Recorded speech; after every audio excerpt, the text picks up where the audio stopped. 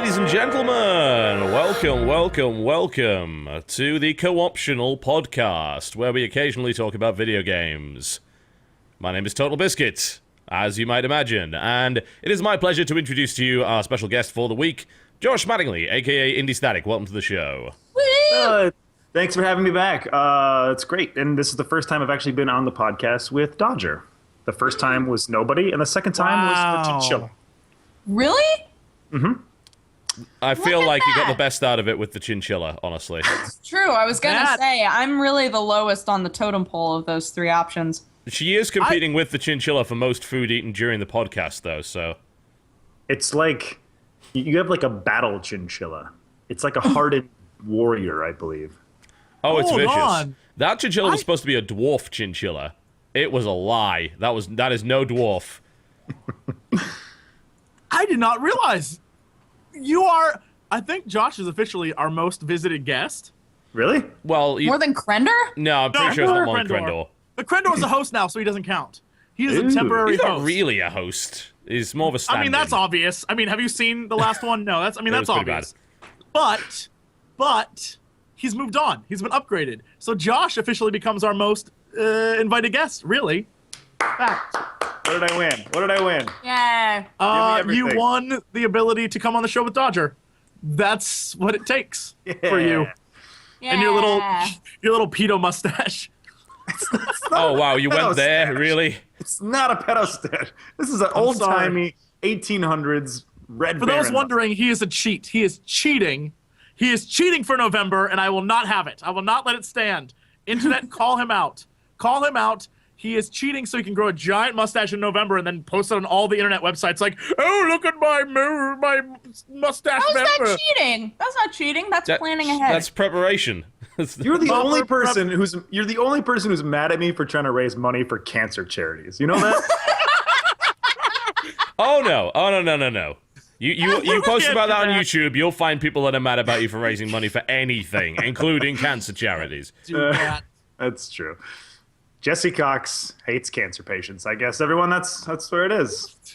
What? Sorry about it. What? Jesse Cox, Subhuman, Hi. welcome to the show. Hello, Mr. Biscuit. The bells! Hi, everyone. How's it going? Stop it. I'm excited for today. This is fun. Every time Josh is on, we actually have like a legitimate good discussion about things. I'm worried. I'm worried for the state of what's about That's to happen. not going to today, happen. but Not Watch gonna yourself. happen. Just all of Not a that. chance. Never Admittedly, had we do Josh. have some interesting news today that we might have some fun covering a little bit later on, so that's cool. Yeah, no, I'm excited. Today's going to be fun. Everything has been wonderful. And I can't wait for more wonderfulness. This is going to be a fun podcast. Yay. It's like, The fourth Yay. person of our trio, Dodger, welcome to the show. Hello. I'm currently eating Good and Plenty's. Oh, people actually Yes. buy those. Interesting. Yeah. Oh my gosh, I love Good and Plenty's. I'm like, Brooke I is the have one never had them. person What do they who buys taste of? they're licorice candies. Oh, that's why I hate them. It's like candy coating around Black anise licorice. Well, yeah, just normal black licorice. That's what. And They're it's so good. No, it's not. I bought them because I made the mistake of watching the movie Super, and the only good thing that I took out of that movie was, Oh. Good and Plenty's are good. I went out and got some You Good what? and You Plenty's. didn't enjoy Shut Up Crime? It was, God, Super was just so bad. I'm interested that you found it bad. I think that maybe they missed the mark on what they were trying to do in some ways. A lot of people really like that, though, as I the know. whole superhero parody thing. It had like 4.5 stars, and I was like, oh, this has got to be good. And at the end of it, I was like, I feel gross. Like, You're supposed to, I feel. I feel gross. Yeah. Yeah, I know that that's like the purpose of it, and that's intentional, but that doesn't mean I enjoyed that feeling. I hear Good the and same thing Plenty- about Spring Breakers, actually, and I'm intrigued to watch it. I'm Oh, intrigued to watch yeah. that too. I heard. Because you want to see Disney kids in no clothing dancing around Wait, with no, guns. no, that's Well, not some- what I meant at all. Huh? Huh, I Jesse? Well, it's Ow, funny you bitch. should say that, because what I've heard of it is that if you watch it that way, for that, you will end up feeling horrible if you have sure. any sense of morals whatsoever. I don't, so this is good. Go on. You should be fine. I heard it's actually really good. I heard it's surprisingly good. Is that the one with oh my god, what's the actor's name? And he has the James cornrows. Franco? Yes. James Franco. I love Franco. Yeah. Franco, I love you so much. He's playing basically Riff Raff. I don't know if you know who Riff Raff is. He's this crazy rapper on MTV. That's his character. He looks right? so much like him. It's nuts. crazy. Yeah. Look, James Franco, the actor who gives no shits. He's like, you want me to be on your soap opera? I'll be there. You want to be on your I'll be there. I'll be in your sitcom. I bet if I call him right now and said, Franco, let's go out, he'd be like, I got free time. Let's go. This Franco don't care. I love that man. Did you watch the roast of James Franco? That was quite funny. Yes. Yes, with all of his friends. Yep. I've still yet to find Sarah Silverman funny in anything, but... I have a problem with the roasts these days because back in the day, it was the Friars roast, and they roasted people for like a lifetime. It was like a lifetime achievement award to get roasted. Exactly. And now they just roast anybody because they want to make money. And I'm like, you know what? Screw that. I like Franco a lot, but like he's not been around long enough to get roasted, in my opinion. You know what? James Franco was old when this world was young. Screw you, man. he has been around. That's why he doesn't care anymore. Have you ever seen the movie Sunny? Yes. Never mind. Sunny is really bad. It's directed by Nicolas Cage, and James Franco plays a gigolo. What? But Nicolas Cage, man. Isn't there also a movie where he plays a gay porn star? Probably. I believe so. Put it past him. Yeah, apparently he has just been in a bunch of very strange things because he just felt like it. And as you mentioned, he gives no fucks, so... So I love That's the life we should all strive for. Right? The no fucks life. Yeah, I totally agree. Difficult to do, though, especially on the internet. Welcome to the Co-Optional Podcast. Occasionally, we do talk about video games. Coming up in the show, we'll be talking about what we've been playing this week, and then we'll round up some news, which, of course, includes the Diablo news, the shocking announcement that just came out about half an hour ago, just before the show, which I gotta say, I knelt down and praised the Blizzard gods, not for their decision, but for the fact that they gave me something to talk about. So that'll be coming up a little bit later. Of course, we'll run through some trailers, and since Josh is here, they're going to be games that you, quite frankly, probably haven't heard of. IndieStatik. Mm-hmm, yes. Yay! Indeed, and possibly the Terraria trailer as well, because, you know, that's an obscure game that nobody's heard of. And then we shall wrap off the show with some user topics, assuming we have any time left. We'll have a look through the releases, which consist mostly of GTA 5 and little else. And then we'll try and get you to watch our things, because then we can have bank accounts that are in the black and not the red. It's a wonderful thing. Sounds like a plan. Yep. But before we go on, can I pimp the fact that this is a thing? There we go. I didn't get to show it last week. The Dragon Slayer Award. Yeah, the Dragon Slayer That's a pretty dope-looking award, although I've never heard of that. It's been running for a couple of years. It's through Guild Launch, and actually the person who makes these trophies is a friend of Mike Bethel, who, of course, made Thomas Was Alone and is currently making Volume. But it's pretty cool, and I beat Will Wheaton to get it, so that's the second time I've beaten Will Wheaton now. And Felicia Day, and Husky. And Husky, yes. He's a bit salty about that, because that's cool. That's like my first and only worthwhile trophy for anything, I think, so yeah. Can I just say my absolute favorite part of that award? Because I saw your tweet about it. It's always backwards. Is the, the guy who gave you the award is my absolute, he's like, and the winner is TotalBiscuit. Well, it's perfect. Like, if they picked someone with enthusiasm, it would have been the absolute wrong thing, you know? Oh, it's wonderful. He's like, here are your nominees. Like, dude was like, do I have to film this now? It was amazing. Well, I like the fact that the Community Manager Award was given to someone that couldn't be asked to do a video spons for the community. That was pretty great. Like, Blizzard's community team was wanting to come out and force to do their video, and then it's like, best community manager, and there's like a tweet. Like, good job managing that community there. You did a fantastic play there. What can I say? Oh, man. Yeah, so that's the thing. But thanks to everyone that voted for me, by the way. Apparently there was a big voting campaign that went on in secret that I didn't know about. A bunch of people put that together, so that's cool. All right. What have you been playing this week, Josh? All right, so the LA... Get ready for a bunch of shit you've never heard of before. Well, fine, yeah, maybe it is something you haven't heard of. Yeah. And maybe it's stuff that's really awesome. And maybe you've played it and made a video about it, Jesse Cox. Maybe I have. Well, Volgar the Viking, first of all. We can talk about that. Hell. Oh, and rage about it. I haven't got past the first level still. I cannot do it. You're better at that game than I am. I will Yeah, admit. he did. I don't know how. When I was playing it on the show floor, I couldn't, but he did. No, I played it at PAX, couldn't do it. I sit down to record it. The first time through, I beat the first level and was like, what? Oh, this is going to be easy. Second level, just repeated deaths. But I kept progressing, and I guess that's the point of the game, is it's like old school where you memorize what happens, when it happens, and stuff. The problem is that by the time I got to the end, and I was like, yeah, I beat it! Like, there's a boss, and he was like, smash, you're dead. Ugh. I give up. I was like, I'm done. Sounds about right. You win, Volgar. You win.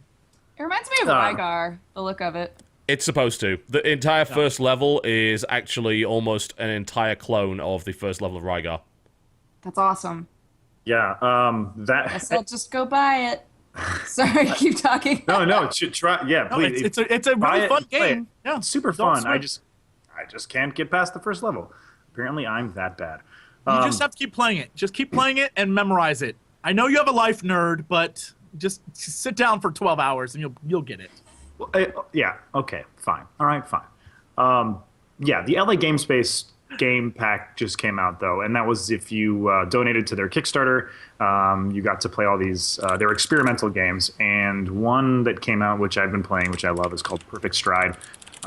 It's a skateboarding game similar to Zenith. It's made by the Arcane kids, and it's in Neo Los Angeles, and you skateboard around and these things and smoke cigarettes, which is bad. Don't smoke cigarettes, but in the game you do, and it's just a really fun kind of like open skate park essentially, except it's you're skating for your life.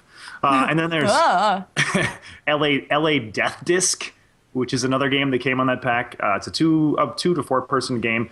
What's it called? LA Death Disc? Death Disc, yeah. So it's a super 90s looking game. Like the title menu looks like something. This is so obscure, it's not on YouTube in any form. No, I know, it's not. It's the inside indie thing.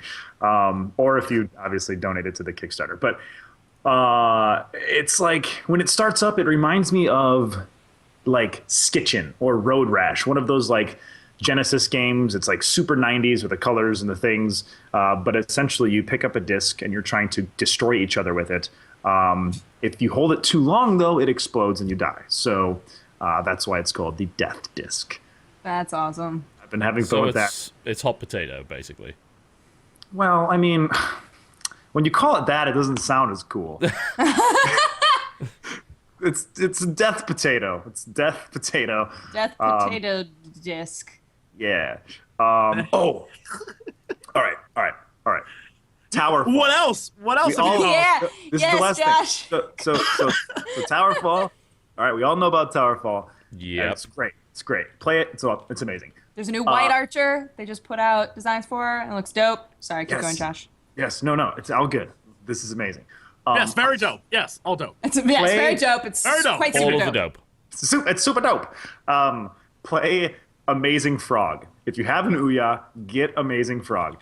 It's for 2 reasons. A, it actually shows you how you can use the platform. It's not just a cell phone game. It's like this big open 3D world. It's amazing. But you play these frogs with really wonky. The physics are so terrible, but they're like accidentally terrible, like Octodad. So these frogs just kind of like derp, derp, and they flop around, and there's all these fans that blow you into the air, and essentially your whole goal is to stay airborne as long as possible as a frog. It's just the best. It's just so good. I will try and show this. It's hard to get Ouya footage on YouTube because of the whole HDCP nonsense that they have on that machine, so a lot of it is pointed at the screen. I'm watching a bit of it right now, and I have no idea what this is. Nobody does.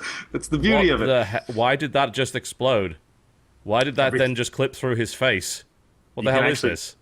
You can play soccer as well. Game is amazing. This is the app that the Ouya deserves, but not the one it needs right now.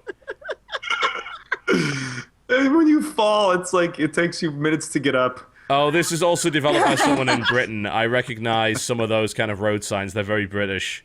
Oh Hold god, on. we're When responsible you fall for this. over, does it spell out "holy shit"? Is that what It's like, happens? yeah, and then when you're airborne, it keeps, Holy the shit! letters just stream out of your mouth. Oh or dear, butt. there's a fan here. This is gonna go well. Oh, What? This is so great. yeah. Fuck is this? The car explodes. Why? There's two. You can play with multiplayers, and it's kind of like capture the flag, where you have a crown. So the frog wears a crown, and you have to chase each other and knock each other down to steal it. It's such a good party game, though, because you're just laughing at it the whole time. But it's awful. But is it? Oh is it no, all- there's a bouncy castle. Yes. Oh God! It just ran right into that fire. Just right into the fire. Is- My favorite Physics part is this that advanced can only be achieved with Ouya technology. Wait, when he got hit, did he just shout "tower fall"? I think so. Yeah. Amazing. Come on, go on the Did it- bouncy castle. This is footage from Super Great Friend, by the way, so all credit to him for that. Everything about this game is wonderful, just wonderful. Ah. I like how For he you, frog sir.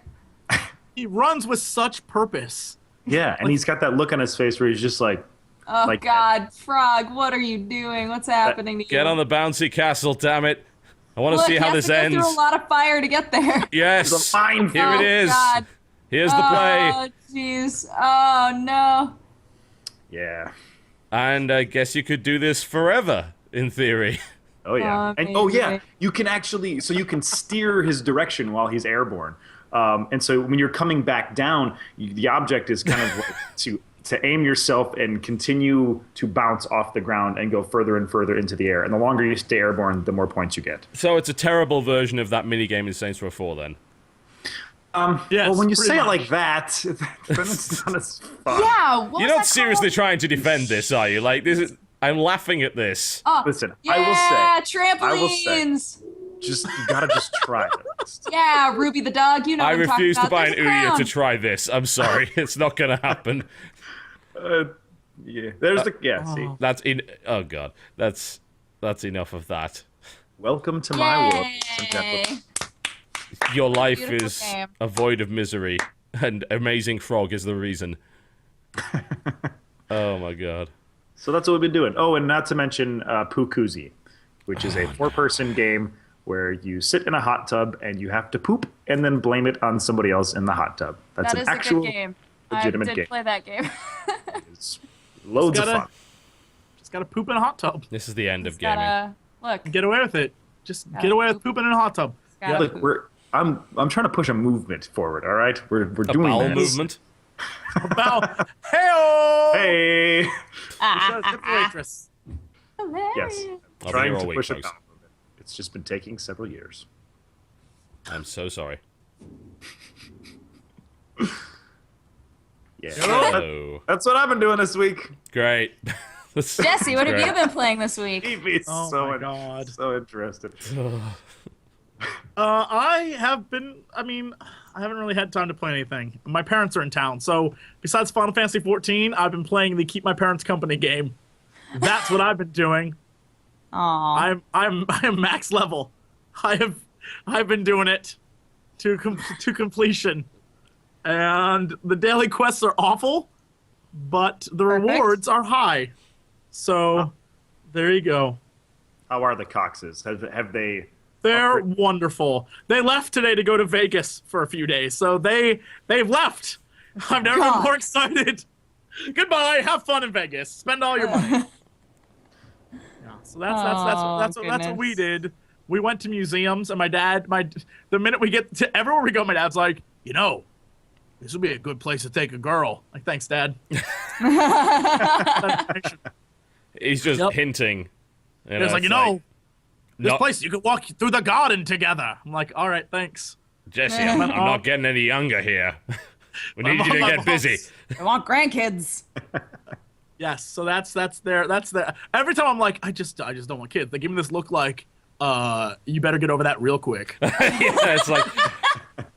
So, you have a choice. You can have a kid-free life, or you can have an inheritance-free life. Which would you prefer? Yeah, trust me, there's no inheritance. They're like, yeah, no, you get like our car and the dog if we die. Oh. Like, great.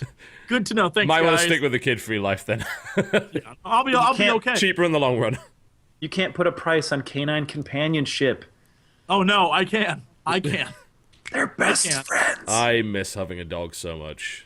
It makes me sad. So they're having a great time. They're going around like they're very excited because everywhere they go, they judge based on how good the food is. You know, you've reached a certain age when wherever you go, it's good based on how good the food is. I do that anyway. Every event I go to. Is that not normal? Oh no, Yeah. you're just old. You're an old person now. We're all younger than you. Fuck off. They go in birth date, yes, but not in spirit. Not in spirit. So they go to like museums, and then like there was a banh mi truck outside. It was good. Like, what about the museum? It was okay.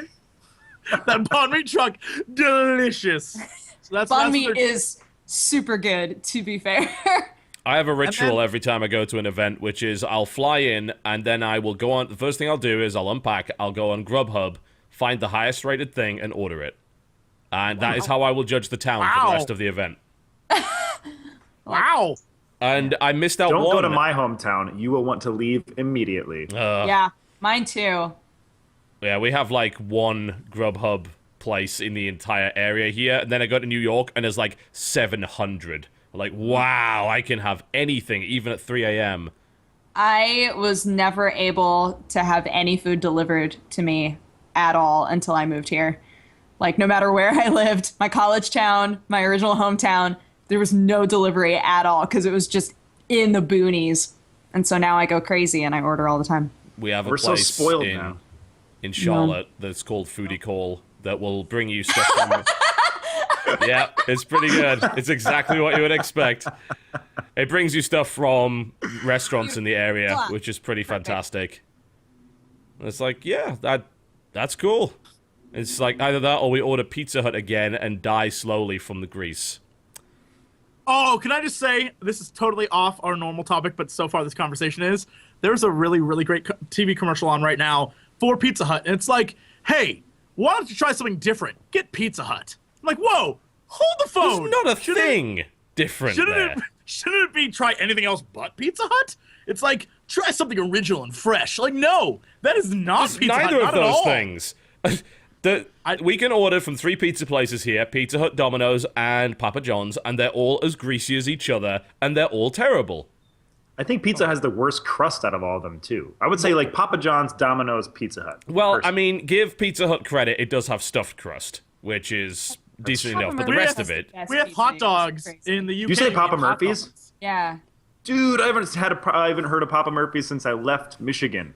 It's a place Papa where you go... Murphy's is great. The only thing I was like, oh, I hear Bacon Papa bake. Murphy's is awesome, but you actually have to take a doughy pizza home and then cook it yourself. And bake it. But look, if you're on food stamps, it counts as uncooked food. So you can buy Papa Murphy's pizzas on food stamps. There you go, everybody. Well, Good things to Scamming know. the system with Dodger. Yeah.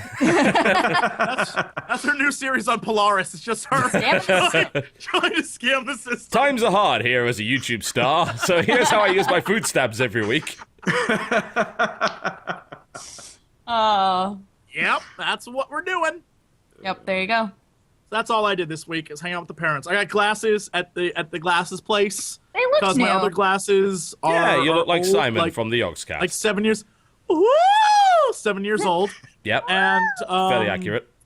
When we were there, we had to go to the mall that I know that Dodger and Josh will know this mall. The one that's in Century City. That one. Yeah. Oh, yeah. Where all like the filthy rich people go. And so my dad One the of the entire like time like millions of Westfield malls. oh he wanted to like murder people. You could tell he was filled with rage. My dad, very anti-corporate in his ways, and so he's like looking at these people. Like there was a woman in the freaking lens crafters. There was a woman there getting a massage while she was waiting for her glasses, and she was talking about like how her husband was at work all the time, and how she was at home, and how she just didn't have any free time. My dad wanted to like yell. You could see the rage build in him, and I was like, I'm at home all the time and I don't have any free time. I'm sorry, what? and she's sitting there getting a massage and a lemon squeeze. I swear to God, it was mind-blowing. This is the place where when Krendor and I went, there was a guy dressed as like an old Italian mob boss walking around eating a sub, just looking at people like, what are you gonna do? I'm eating a sub.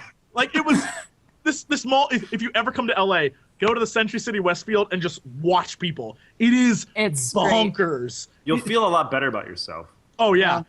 It's really like, my favorite places to go, like any Bloomingdale's, just go there and just watch people like pick things out and be like, oh, I don't know. It's only $200. It can't be that good a quality. You're like, oh my God. Does this dress make my Maserati look fat? I've been inside a Chanel store in Vegas actually shopping, and it was a really weird experience. Obviously, I was not the one doing the shopping, but huh? They have couches there. That's just like, this couch that I'm sitting on right now probably cost more than my house. I was just gonna say it is the most comfortable thing, and I'm pretty sure it's subliminally telling me to let the missus buy things. It's horrible. And like, would you like some water? And they just bring out like crates of Voss. I'm just like, what the hell? It's carbonated or non-carbonated. Well, I'll get off my topic because we need to get back to games and things, and I haven't. That might be a good idea. I didn't play how we got Jack. to the Chanel store. I don't know, but I didn't play Jack this week. I played Final Fantasy 14 last night for 2 hours, and then I was like, I'm done. How's that? I'm done. It's still fun. The story's getting better. The story keeps getting better and better, but it's still, mechanics-wise, I can barely put 2 hours in before I'm instantly bored and like, well, this was fun. See you tomorrow, game. So, yeah, I can't... Maybe I've just outgrown MMO, like, power leveling, but a lot of other people say they have the same problem with it, so I don't know. I have no desire to level up in a game like that ever again, honestly. There was, for some reason, last week I had this little moment of madness that said, I should probably check out WoW again. And then I suddenly caught myself thinking, I'm like, no, you hate that game. Don't be an idiot. It's like, I know you feel better about Blizzard lately. They've been doing cool stuff. You've been playing a lot of Hearthstone, but don't do that. What's wrong with you? Well, if you've played it for that long, it's like, what to expect. I actually was having a conversation with Davis from the Warp Zone the other day about that. Like, I don't know. I might think about reactivating my account just to check out the new expansion. Well, I heard rumors that they were giving away the expansion for free to some people that haven't played in a while. They're just sending them codes for Mr. Pandaria. Just like, hey, come back. Come back. Here's an expansion in 30 days. I'm like, I'll play the next one. I mean, I'll play the next expansion. Just to see when is the next one supposed to be coming out? Who knows? BlizzCon will say something, and they'll have like a big, awesome video, and I'll be super hyped for it. Like, oh my God, did you see that you're finally gonna fight Queen Azara? Oh my God, and I'll be so excited, and then I'll play it, and then I'll get to the level cap and be like, oh yeah, dailies again. Well, unsubscribe. The Penny Arcade guys have it right. They said, you know what, Blizz? You know what you can do, and that's allow you to grind for cards in World of Warcraft. And it's like, oh, you fucking do not do that. That would be horrendous. Don't do that. That would be so evil, and they would they would sell so many more copies. Beautifully evil. It's just horrible. Well, even here, people have been selling items on the Real Money Auction House in Diablo, which we'll obviously get onto later, to buy Hearthstone packs because you can fund your Blizzard wallet with it. It's like, oh God, it begins. Thankfully, it will end quite soon, but... Yeah, thankfully that's over. Yeah. Somebody would have found some, like, infinite money hole that would have just continuously fed into their I wonder game. if that's the reason. But... Anyway, we're not going on to that topic. We're not. That's for the second hour of the show. Conspiracy theory, too. No. You heard it here, folks. Whoa. Just like when Blizzard created the little key thing because they kept hacking your account, forcing you to remake one. It's all coming together now. This has been in the works for years. Blizzard hacked your account. I don't know if you're aware, guys, but Blizzard hacked your accounts, so you'd have to get a key. Or buy an iPhone. They were in league with Apple. They were in league with Apple. True story. You had to say Right. it's all coming together. Jada Proudmoore's a dreadlord. Oh my god. It's all coming together. I need to make one of those videos and upload it to YouTube. Don't you see? He's all Obama did it. Oh! Thanks, Obama. Obama. That's it. Blizzard's behind 100%. Monsanto too. Makes just so you guys know. perfect sense. Dodge, Now what have you been playing Monsanto- this week? I was just waiting. I want him to see stop. how long What have you you been would let playing this week? go. I want to be playing Hearthstone, but I'm still not. On Saturday, we watched the Persona 4 anime for Happily Aaron's birthday. Did you watch the whole thing? It's shockingly mediocre. Like, Yes, it is. Yeah. It's really just not extremely enjoyable. Yeah. Especially when you're tired. But it did cause me to think, oh man, I wonder if I can get the true ending. Like, I wonder if I can just commit and get the true ending. Totally worth and I it. went into the game and immediately I'm like, oh god, this is gonna be so much work. Like, started a completely new game. You have to get like max social link with everybody and do all of these end game things. I have to get them all perfectly right. And it's just, I don't know if I can do it, but I'm gonna try because I'd love to. It's not as hard as you just described. Like, you don't have to get max social link with absolutely everybody. Is it just the main? Pretty much, yeah. Okay. And even then... That sounds far more doable. Yeah. Unless there is a true ending beyond what... Because I looked all this stuff up but just to make sure that I'd done it right, but apparently I did, so... That wouldn't surprise... Well, there's like 4 endings to that game, and it's like, this is the good ending, and there's like, this is the better ending, and it's like, this is the best ending. I'm like, what? Oh, no. Why? Yep. Give me my time You know what back. I took away from that series? Del Taco commercial. Yeah. There was we had to watch it on Hulu, and there was a commercial that happened pretty much every time where they were like, are you ready for some crunch? Ta-da! And what, Jesse? I just in line with my anger towards Pizza Hut for having a ridiculous commercial, can I just say the fact that Del Taco's slogan is unfreshing believable, that sounds like the terrible. Worst. What asshole came up with that? Because we're so unfresh, it's unfreshing believable. How is that a good slogan?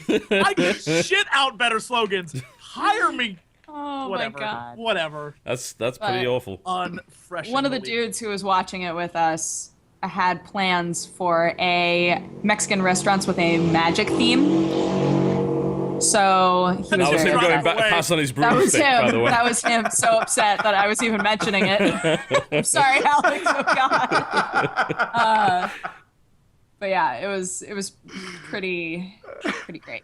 So I've been working on that a little bit. I played some Mighty Quest Wasn't that for funny, Epic Loot. Josh?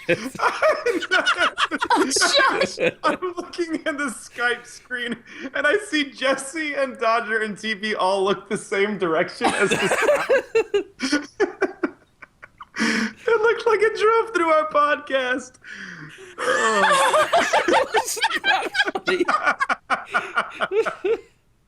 That will be animated now. I want that on Tumblr by the end of the week. I want just a motorcycle driving by. Never going, woo. Oh my god! All right, Jesus. Sorry. Sorry. Yeah, so I've played a little bit of Mighty Quest for Epic Loot. Okay. And I originally wasn't like super excited to try it because I know it has pay to win aspects of it that Not anymore, it doesn't. It doesn't anymore? Nope. You can still buy gold in that game though, can't you? No, only I boosters. haven't tried to, so No. There was a massive outcry about being able to buy everything, so they took all that shit out. Yeah. Okay, well then never mind. The game is fun, so I'm it is. glad to have no reservations that way. I think I pretty much stopped playing it now, but I had my fun value out of it. I put like a good probably 30, 40 hours into it, and was like, yeah, I'm pretty satisfied with how this went. Maybe I'll come back to it later. It's not a game, like once I've stopped playing, it's not a game where I'm like, oh, I can't wait to get back and play more Mighty Quest for Epic Loot. But like at the time that I played it, it was like, I just sat there and played it for a decent amount of time. So, it became a routine for me. I've only played the knight. I haven't tried the other two classes. And I did try to attack a really hard castle and got Was it shit mine? me. Did you get But eaten by it wasn't- crabs? I don't think it was yours. You need to attack mine, and then it can be eaten by crabs. It'll be great. Okay, cool. Sounds good. I'll be sure to go do that. Mine's not horribly pimped out or anything. What else? I was going to play Amnesia, but sounds like it's not scary at all, and there's Machine for nothing. Pogs. It's just Perfect. Oh, I wish it was Perfect for that. me. Perfect for me. A machine for Pogs. A machine My for Pogs. slammer. Yeah. It's Slamnesia, a machine for Pogs. I was talking with Ken, Cinnamon Toast Ken, about it, and he was like, it's very Chinese roomy. Yes, it yeah. apparently is. Everyone I've spoken to, I spoke to Northern Lion, who was on the show last week, about it. Yeah. And he said, yep, this is a Chinese room game, and it doesn't help. Like, it is not good that it's a Chinese room game. What we hoped, what we initially thought, I suppose, about that title was that it would be a game where the art style was influenced by Chinese room, because the one redeeming thing about Not the DRS there actual was way that the game that played. it looked amazing. Yeah, but no, as it turns out, Frictional were only the producers on that game. The Chinese room developed it on their own. And almost everybody that I've spoken to about it has said the same thing, which is this game railroads you hard. It makes it blindingly obvious where you have to go. Everything where you can't go is locked by these weird locks that are very obvious. The puzzles You have can't been dumbed interact down. with as much. No, like, there's you no can't just pick inventory. things up all the time. There's yeah. And also, infinite lamp. Infinite lamp. That Oh, defeats that's the purpose of the whole That's bloody real thing. dumb. No resource management of any sort. You know? Yeah. And they just force you through this story, and yeah. I mean, not that you can see much Jesse or on the screen, Josh, have it's you not easier, but- played it at all? It's I supposed to haven't, be a no. metaphor for the human condition. I Just am. shoves you through life and doesn't let you keep things. No, I meant the story, but no, I haven't played it. I'm not gonna even touch it till Halloween time ish. I'm not going to touch it October. at all. It'll be Coxtober. Coxtober Spooktacular Fest 94. If there's one thing I want to yes. play less than horror games, it's horror interactive movies. Boring horror games. Boring horror games, yeah, exactly.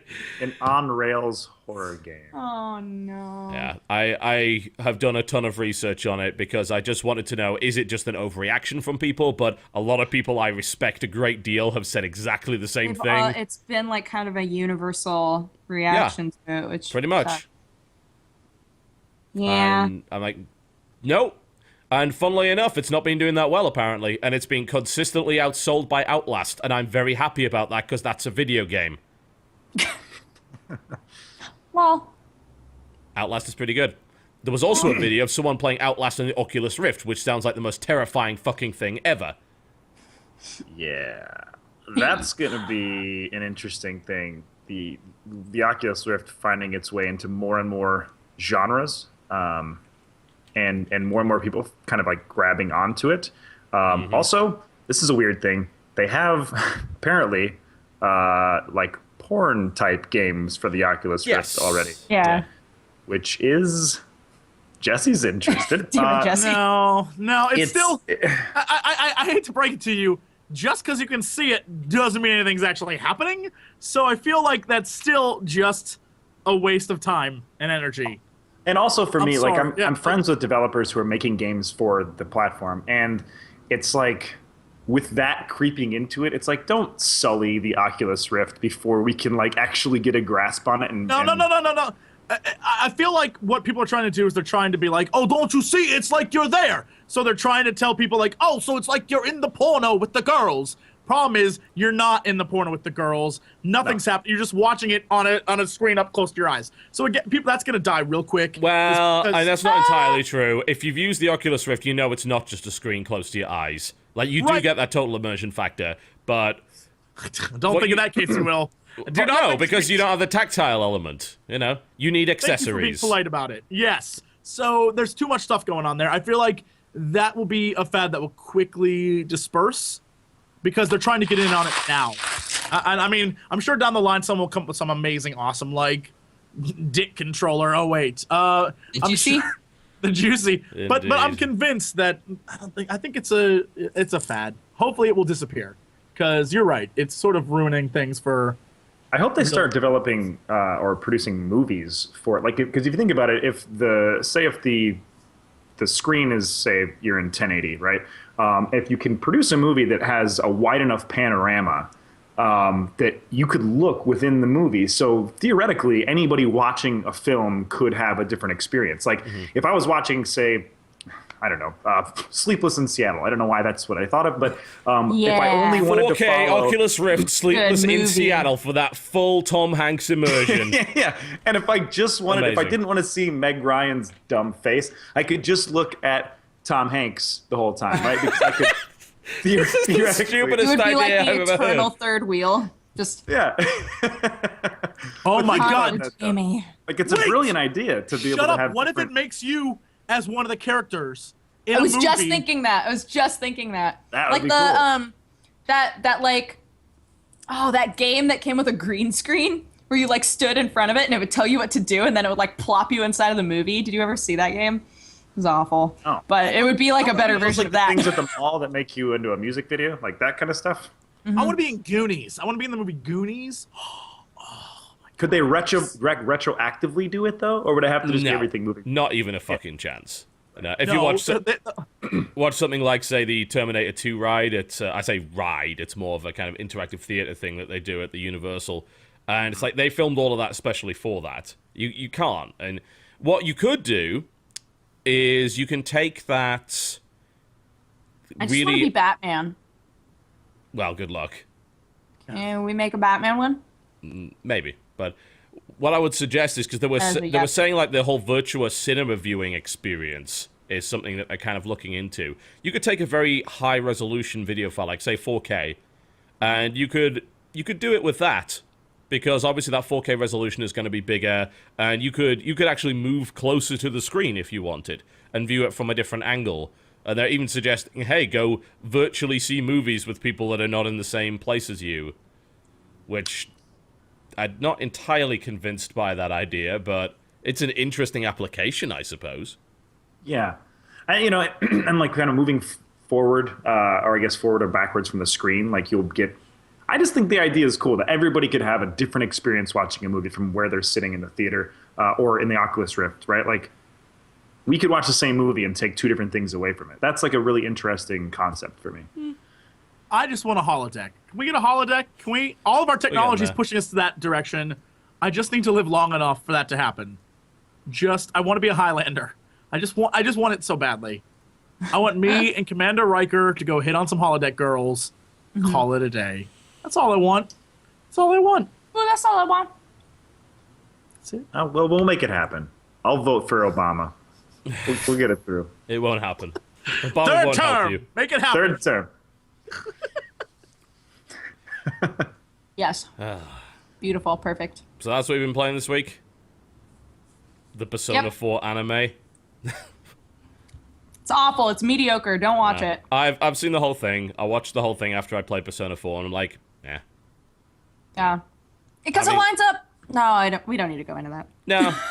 I mean, it's nice because you see a few kind of extra scenes that pad out some of it, and then, of course, they skip a whole bunch of other stuff, because, 80% of that game is spent in a dungeon, so it doesn't work out Yeah, so well. But I mean, I don't really mind what they skipped in it. I mind that they could not figure out how to balance the happy, fun, friend social time with the, hey, there's murders going on, guys. Can we focus for like 5 minutes? it doesn't just work winds in up- the anime the way that it works in the game. It doesn't, because you don't get any sort of a reward, that you don't understand, like, the pros of it. So it just feels like an anime that's mostly filler. Yeah, It's pretty like much. 4 episodes of high school festivals. Yay! Sounds about right. And having like, just finished the no! entirety of Full Metal Alchemist Brotherhood, I'm just like, I don't feel the need to watch another anime at this point. I think that's probably my about God. as high as it's going to go. Brotherhood is so good. Somebody I bought the literally whole lot just on told me to Blu-ray watch it. after watching the original on Netflix, and I'm like, okay, this is pretty cool. It's like, hey, apparently FMA Brotherhood is a lot better, so I bought it, Yeah. and I watched it on Blu-ray, and then I watched the outtakes, which were fucking hilarious. Those are probably the best things, because they dubbed it specifically to look like it, so that was incredible. And I'm like, yeah, I have no need to watch any more anime. I think this is probably as good as it's going to get. Mm-hmm. Although you keep telling me to watch Attack on Titan. So, Attack on Titan is really good. Yeah. And I have, definitely as watch someone that. mentioned Hellsing Ultimate, I have actually watched Hellsing Ultimate. I watched the original Hellsing as well. I went through a phase of watching a lot of anime. These days I don't watch much of it. I'll dip into maybe one series here and there, but I am told Attack on Titan is good. There are enough people that you know that watch it that can be like, TB, this is actually worth your time versus, Yeah, pretty much. Here's all of this different stuff going on. I look at the anime section on Netflix, I'm like, well, there's Trigun, which I've already seen. There's the Trigun movie, which I've already seen. Full Metal Alchemist, which I've already seen. And then there's a bunch of these things which I don't even know anything about. There's some kind of porn on there too. Yeah, it's just like when it's like adults only. I'm like, spitting acid. I don't think I want that. All right, if it was the most amazing girl in the world who treated you just like fantastically and life was great, but she had acid spitting boobs, would that be a deal breaker? Could she control it, or does it happen acid. Randomly? It doesn't matter. Her boobs spit acid. Maybe she's. Josh, can she control it? Maybe. Her it's like- boobs spit acid. I feel like I've got to stop this derail before it starts. Because it's going into all the wrong places. I never got an answer. She can't control it. She can't control it. It's just like, whoops. Then yeah, that's a deal breaker. I don't want burned off bits of me. Yeah. That sounds bad. But what if she could, But if she can't control it, then sure, whatever. What if there was a precursor and she knew it was coming and she could prevent it? Like, she was on a cycle of some sort. Why is this happening? Oh, she was like, I can feel it happening. Get out of my zone. All right, I'm cutting this right now. No. Stop this. No. I think I might go for it. This has nothing to do with video games. Shut up. Not even tangentially related. Thanks for watching, No. everybody. Bye, guys. Co-optional podcast. This is why I don't give you guys control of the show. Rightfully so. It's like herding cats. Oh, jeez. I would never hurt a cat. Herding, not hurting. Oh, hurting. Sorry. It's like hurting cats. Just like hitting them. It's just like killing cats, Josh. I do feel like killing cats right now, but I don't know where that feeling came from. Oh, weird. I don't know. Oh, man. No. Not happening. I played Hearthstone. Yeah, I figured. Let me ask you, has it got your... Like, I haven't played it. I've just seen people play it. Has it got its hooks in you like it has for so many people? Are you kidding me? It's like the only thing I'm currently playing. Yeah. Usually, maybe I'll have time to play one or maybe two games of something. I used to use Dota as my kind of filler game, something that I'd just go to when I wasn't doing work. Now it's just Hearthstone all the time. I've not played Dota in over a month. I'm just playing nothing but Hearthstone, and it is killing my life. Well, it would be, but I didn't have one to begin with, so it's actually fine. I do my daily work schedule, and then I play Hearthstone. And I do a daily video on Hearthstone. And I streamed Hearthstone like 2 nights ago and had 20,000 concurrent viewers. And I'm like, what the hell? 20,000 people want to watch me play card games. What is wrong with you? You're an award winner, man. The kids, they love it. Yeah, clearly. You slayed dragons. I did. Dragon Slayer.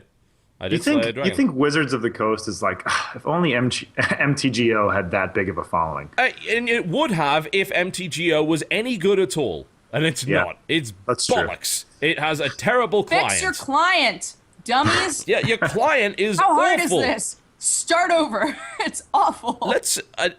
I'm trying to see if I can find some look at their client. And then you just compare that client to Hearthstone's client and tell me which one is more attractive. Oh, I know. I know the answer to that. I played MTGO for a while because I was missing my magic fix with my friends back on the East Coast. I'm just looking at this right now, and it's MTGO. I think, is this MTGO? Have you guys seen the changes they made to WoW, where they put the card game inside WoW? Yeah, and they there put are characters playing it in inns. They put this gnome that says, "I can't believe they didn't let me play." I can't believe they didn't let me in, and things like that. That was a nice little. Kind of confusing though that they're playing. It's like there's already a Hearthstone in World of Warcraft. No, but it's the game they're playing, And in the game you're playing, you're supposed to be in the bar with them playing.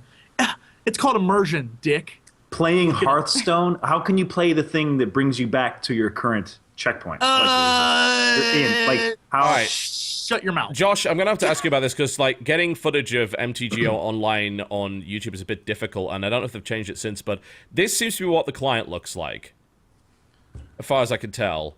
Yeah, that's exactly what it looks like. That is hideous. Yeah. It's really easy to misclick, like, all the time. The interface is so- horrible. Like, no! This is why it's not super popular, because the interface is fucking horrible. Yeah, I think for Wizards, and I think that's one of their bigger problems, right? Is like as a company, I don't know. I don't know anything about like their upper, like their executive level of people, but I feel like they're very old school in their ways of presenting things. And so for them, it's like, well, we'll just give them what Magic the Gathering actually looks like, and the UI is awful. I totally agree with you. It's yeah, this is. And then you've got all of this nonsense to the side. And to be fair, you've got to bear in mind, Hearthstone was designed from the ground up to be a digital card game, right? And it gets all of the advantages of doing that. And as a direct result, you end up with a game that just blows everything else out of the water. And I mean everything else. Yes, Duel of Champions. Yes, Scrolls. Yes, Shadow Era. And it's like, whoa, how the hell do we compete with that? You don't at this point. Yeah. It's difficult. I mean, it's got a big following. Yeah, it's more casual than Magic the Gathering. I'll happily admit that it is. But I prefer playing Hearthstone to Magic the Gathering, honestly. Sure. I I haven't played Hearthstone. I love Magic, the tabletop game, but I like Planeswalkers though. I think that's kind of fun. It's kind of fun, yeah, but you don't have the collection aspect, really. Because the problem with playing Planeswalker is you know that it's a cut-down version because they don't trust you with anything more than that. They're like, we really want you to buy our cards, so we're going to deliberately limit this. And even in the latest one, at least they have a draft mode, but their card selection's so limited that the draft mode's a little pointless. Well, I mean, doesn't that also... I mean, I guess we can't say it's limited because you get all the cards you get in Hearthstone, but there are only so many cards in Hearthstone. After a while, you get all the cards. Like, if you spend the money, but they'll continually you can get add all them. the cards. That's the nature of Hearthstone is they could just add new cards every week if they wanted to. Well, then eventually, yeah, well, so basically, I mean, right now, they're starting an online card game from the ground up, but eventually, I mean... I guess we'll see what happens long term. I guess it doesn't matter because it's all online. But I feel like a lot of just a lot of money is gonna be spent in that game. I just don't want to talk about it. I've already sunk hundreds, and I don't regret a bit. Oh, of Hearthstone! I rather than spend money, I destroyed just because it's beta. I'm sure live I'll end up because I want to collect all the cards that aren't even real, mind you. They're not real cards. They're ethereal. But I just disenchanted every other card besides my Shaman deck cards just to get every Shaman card. So I'm like, good, I'm great now. There was a guy who did everything he had to get an all-gold Warlock deck, which included Gold Lord Jaraxxus, legendary. And he just runs around on ladder with it. Apparently that's great. I want to fight that guy. No, you don't. He has Jaraxxus, Eredar, Lord of the Burning Legion. No, you don't. It just replaces you with 15, or whatever it is. 15 and health. summons 6/6 Infernals for 2 mana cost and can attack for 3 on its own. That's kind of a big deal. I mean, I've never even played, and I can tell you that sounds pretty good. I can summon terrifying. Alakar, Lord of Wind. Oh yes, Lord of Wind. He's got like every creature ability all on one creature, but he's really and weak. Charge. And charge. He can attack twice. He can attack twice a turn. He's got Charge, Wind Fury, Divine Shield. Does he have Taunt? I can't remember. He's got Taunt? He does have Taunt, I believe. Yeah, he has all 4 of those abilities. Ridiculous. Oh, yeah. It's pretty funny. Oh, this game is devouring my life. It really, really is. But I'm fine with that, actually. I'm gonna be entirely honest. I'm fine with that. I can't figure out... I mean, I'm really excited to go to BlizzCon and play people. I hope they have some sort of, like, tournament set up or something there. That'll be fun. But I can't figure out, like, long term, I'm trying to figure out what their, like, overall goal with this besides just to make money, like, quick cash. Make lots of money is probably the long-term goal. again, I feel like I do with all online games. Eventually, I'll have spent a ton of money and I've been like, well, now I'm bored of it, and then that prevents me from spending money on it. But that happens anyway. I'm always planning ahead. I'm always like, you need to not do that. So why do I want to plan? Especially when you're making videos of the game, you can completely justify putting money into it. That's why I don't buy collector's editions, because I'm like, oh man, I really want that pet, but then I'm like, in a year from now, I won't care. So then I just don't buy it. Same thing with collector's editions are garbage anyway, so that's fine. I'm such a pessimist. What happened to me? I'm like, I don't even. You've been around me too much. A year from now, I won't care. Positive influence. Yeah. I'm saving that money in a 401k is what I'm doing. Yep. Think of your future, kids. Responsibility. I have my 401k. The last time I said 401k, people thought I actually had $401,000. $401,000 just sitting in the bank. And then people started insulting me. It's like, how dare you do this? Like, shut up, guys. Learn what a 401k is. This is why you don't have any money, because you don't know what a 401k is. Save your money, kids. Savings. Get a Roth IRA. I don't honestly exactly know what anything is. Oh, God. Yeah, but you're like 12. You don't count. You don't have to worry about that till later. A big room filled with gold coins. And that makes sense. And I'm investing in gold. Gold, see? Gold's the way of the future. It doesn't devalue like the dollar. Yep. I don't think I've played anything else. I have a copy of The Puppeteer sitting downstairs. It's still sealed. I just got Wonderful 101 yesterday. Still sealed. Haven't played it yet. I still have a copy of Tales of Xillia, which I have not opened from like a month ago. Right. And games-wise, lately on Steam, there's not been a huge amount coming out that I've been all that interested in, I have got to say. And the latest stuff on Steam is Hot Wheels, World's Best Driver, $30. I gotta do this one, because this is gonna be like another Teenage Mutant Ninja Turtles, where it's utterly awful and I just get to laugh at it. $30 for Hot Wheels World's Best Driver. Developed by Firebrand Games, the guys that brought you the all-time classic Fast and Furious Showdown, and Cars 2. Well, in that case. Shut up. That didn't know. No. Yeah. I will say I've been playing a little more Goddess. I played a little more Goddess. And I'm bored. So we'll wait to see what happens when they put content into it. Like, as a starting point, it's promising-esque because it reminds me of Populous and Reshaping Land to make sure that your guys have a place to live. And then there's nothing else to it right now. And obviously it's still 40% complete, so there's loads more to go. But I am very worried about some of the directions in that game.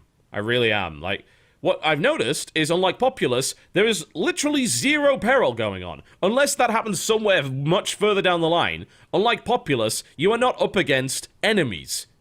The only battle you do is in multiplayer arenas that you bet your settlers on. And that you bet 20 settlers to go and do that, and you beat this AI opponent in this sort of accelerated battle mode, which at the start of the game is boring as hell because you have no powers. So all you do is you totem the other side of the map and then watch your guys go over there and occasionally click them to heal them, and that's it. And it's horrible. I'm like, well, maybe 50 hours down the line when I can make volcanoes and shit, this might be interesting. But in the actual world, nothing can kill your followers other than you. Like, by accidentally crushing them or whatever. That's it. So, like, why am I doing this? Nothing is attacking me. There's no... It's pretty to look at, but there's no motivation to play, basically. Well, it's not that pretty to look at, but... Oh, shit, then. Screw it. Don't play that garbage. I don't know where they're going with it. I really don't. Like, it's a strong start, but I've played more of it, and I'm just like, where is this going? What point do I have to get to for it to be a really interesting God game? How many hours do I have to put into this for the mechanics to slowly get to the point where they matter in some way? Because right now they just don't at all. And it's infuriating, because I see the skeleton of a game that could be really great, and everything else about it is bloody dull. And you unlock things as you go through that you say to yourself, why didn't I have this 3 hours ago? Because this is a convenience feature. Like the ability to put down a settlement, which brings all of your belief in a certain area into one building, so you don't have to click 50 buildings every 2 minutes. Why is that not there from the start? Why is the belief system so silly? And more to the point, once your civilization gets large enough, you can't have enough settlements to collect all the belief because they have a limited range. So still half of my houses, when I have 3 settlements, are collecting belief on their own. You've got to click every fucking one of them. It's horrible. Why doesn't it just auto-gather? And then there was the whole, oh, well, you know, moving land is a pain in the ass. But you get this cliff shaping system later on when you have, like, 1,500 followers. It's like, well, this just makes it mildly more convenient. This is not a godly power that really impresses me. This is convenience.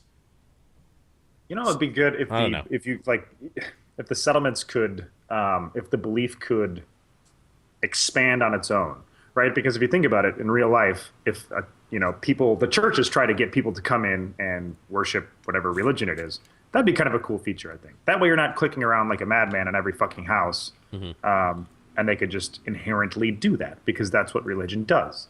It tries to bring people in. Yeah. This is the thing, I don't know if this is going to happen later down the line, because from what I've seen so far, with all of these features coming in as you level up, as it were, it's like, oh, maybe on the 7th era of civilization, this game becomes good in some way. I do not have the patience to get there. How long have you been playing it? I probably put about 6 hours into it so far. And that's way too long. 6 hours, yeah. And after the initial kind of, oh, cool, this is like Populous thing wore off, I'm like, what is there to do so far? But, again, I have to stress it. 40% complete. It's an early access title. Anything could change at this point. But in its current state, I would not recommend it. No. It's worse than Populous right now. And Populous is like 20 years old. I'd rather play Populous than this game. That's sad. Populous is a pretty great game. Yeah. It was more limited in scope, but it knew what it wanted to be. Back when it came out. Yeah. It was It was great. Yeah, you can still play it. You can get the DS version, which is okay.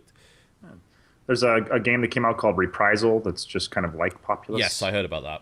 Yeah. But Populous still, I think, if you look at it, and that's the thing, right? Like, we look at old games, and not to, like, talk about the indie world all the time, but that's what I do. Like, older games, you see that there's just, like, they're fun, and sometimes maybe the mechanics are a little wonky, but it's not like this game where you're putting 6 hours into something, and you're like, God, what the fuck am I doing with this? It's like, they're to the point, and you start to dive into the meat and potatoes of the game immediately, right? And the whole goal is to get you to play the game and have fun as soon as you put it in. Now, I understand that the games are kind of like evolved, obviously, and you can, like you said, you see the skeleton of a wonderful game, and there's nothing worse than seeing something that could be great and then playing it being like, oh, fuck, you guys are dropping the ball on this. Yeah. To defend it for a moment, on the subject of things like the gem store, as it's called, there is actually no microtransaction store into that game. The game does a terrible job of explaining that's the case, because we knew they had the intention of putting one in. Now they're claiming the gem store gems can be mined, so you can spend gems to grab certain resources that you otherwise didn't manage to collect, because you collect cards for no good reason at all in that game. I am a god who is digging up treasure chests to collect cards so that my guys will have timber.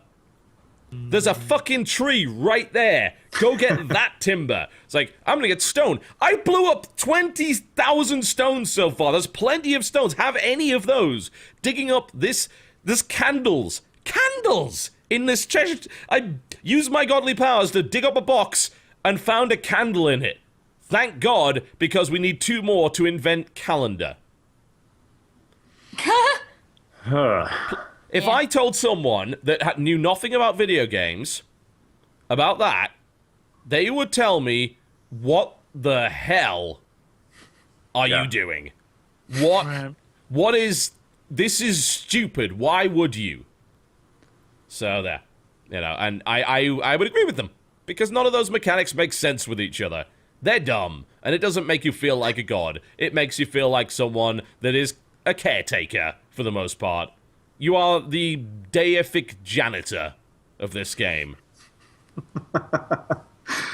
I would actually be interested in a game that deific janitor? God, yeah, that would be more interesting than what you just described. That would work. I don't know. Where you just clean up the human's mess? Yeah. It's like, well, that's pretty much all humans. Goddess currently is right now.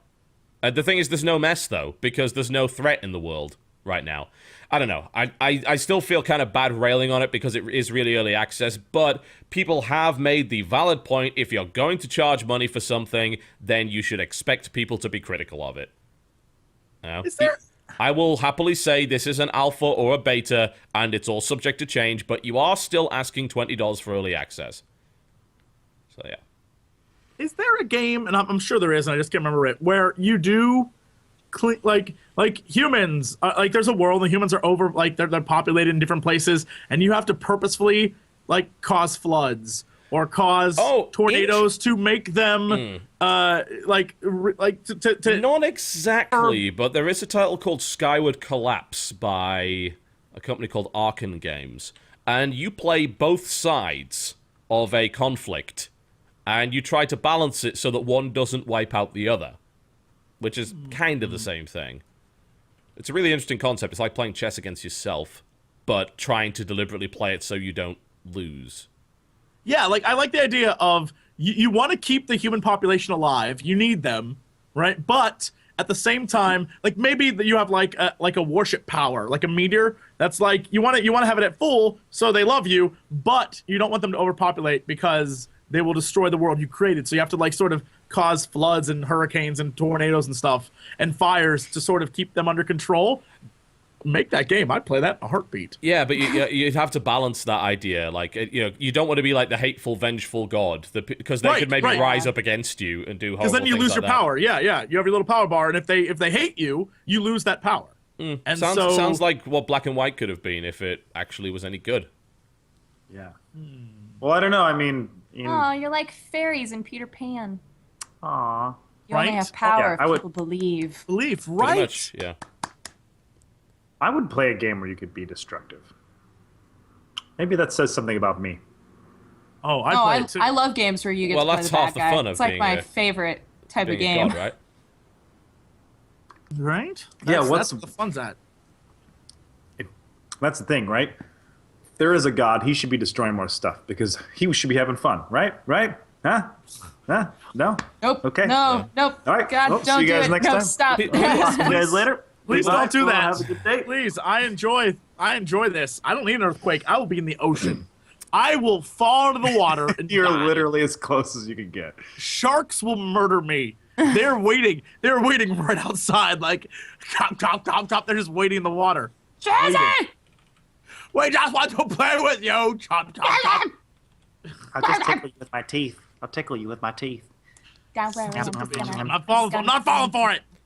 This sounds bad. I think we should probably go to a break. I think we've covered everything that we've played this week, which evidently was not a lot. When we come back, we'll talk about the Diablo 3 auction house and many other things surrounding that. You're watching the Co-Optional Podcast. Don't go anywhere. We will be right back. Ladies and gentlemen, welcome back to the Game Station podcast that we now call the Co-Optional Podcast. I know, we always get confused. Yay! Someone did a really good intro that I think epitomizes exactly that. Maybe you've seen it, the little fan intro that was done? I don't think so. Well, I'll try. I can try. I You can can try. show it. I have the technology. When it works, it may or may not crash. But there's a nice little fan intro that I like a lot. Obviously, we're not planning on using it, as we are working on our own, of course. But I think it's pretty cool, and I'd like to. Oh, wait, I have a car commercial. Don't play it yet. Get out of here, cars. No If one cares only about you were subscribed to my channel, you would not receive. Join all of the subscribers, Dodger. Okay. What's wrong with you? Cars are gone. Give me your money. Okay. All right. We shall go live with this. So this is a nice little fan intro, and I'll tell you who did it afterwards. It's pretty cool.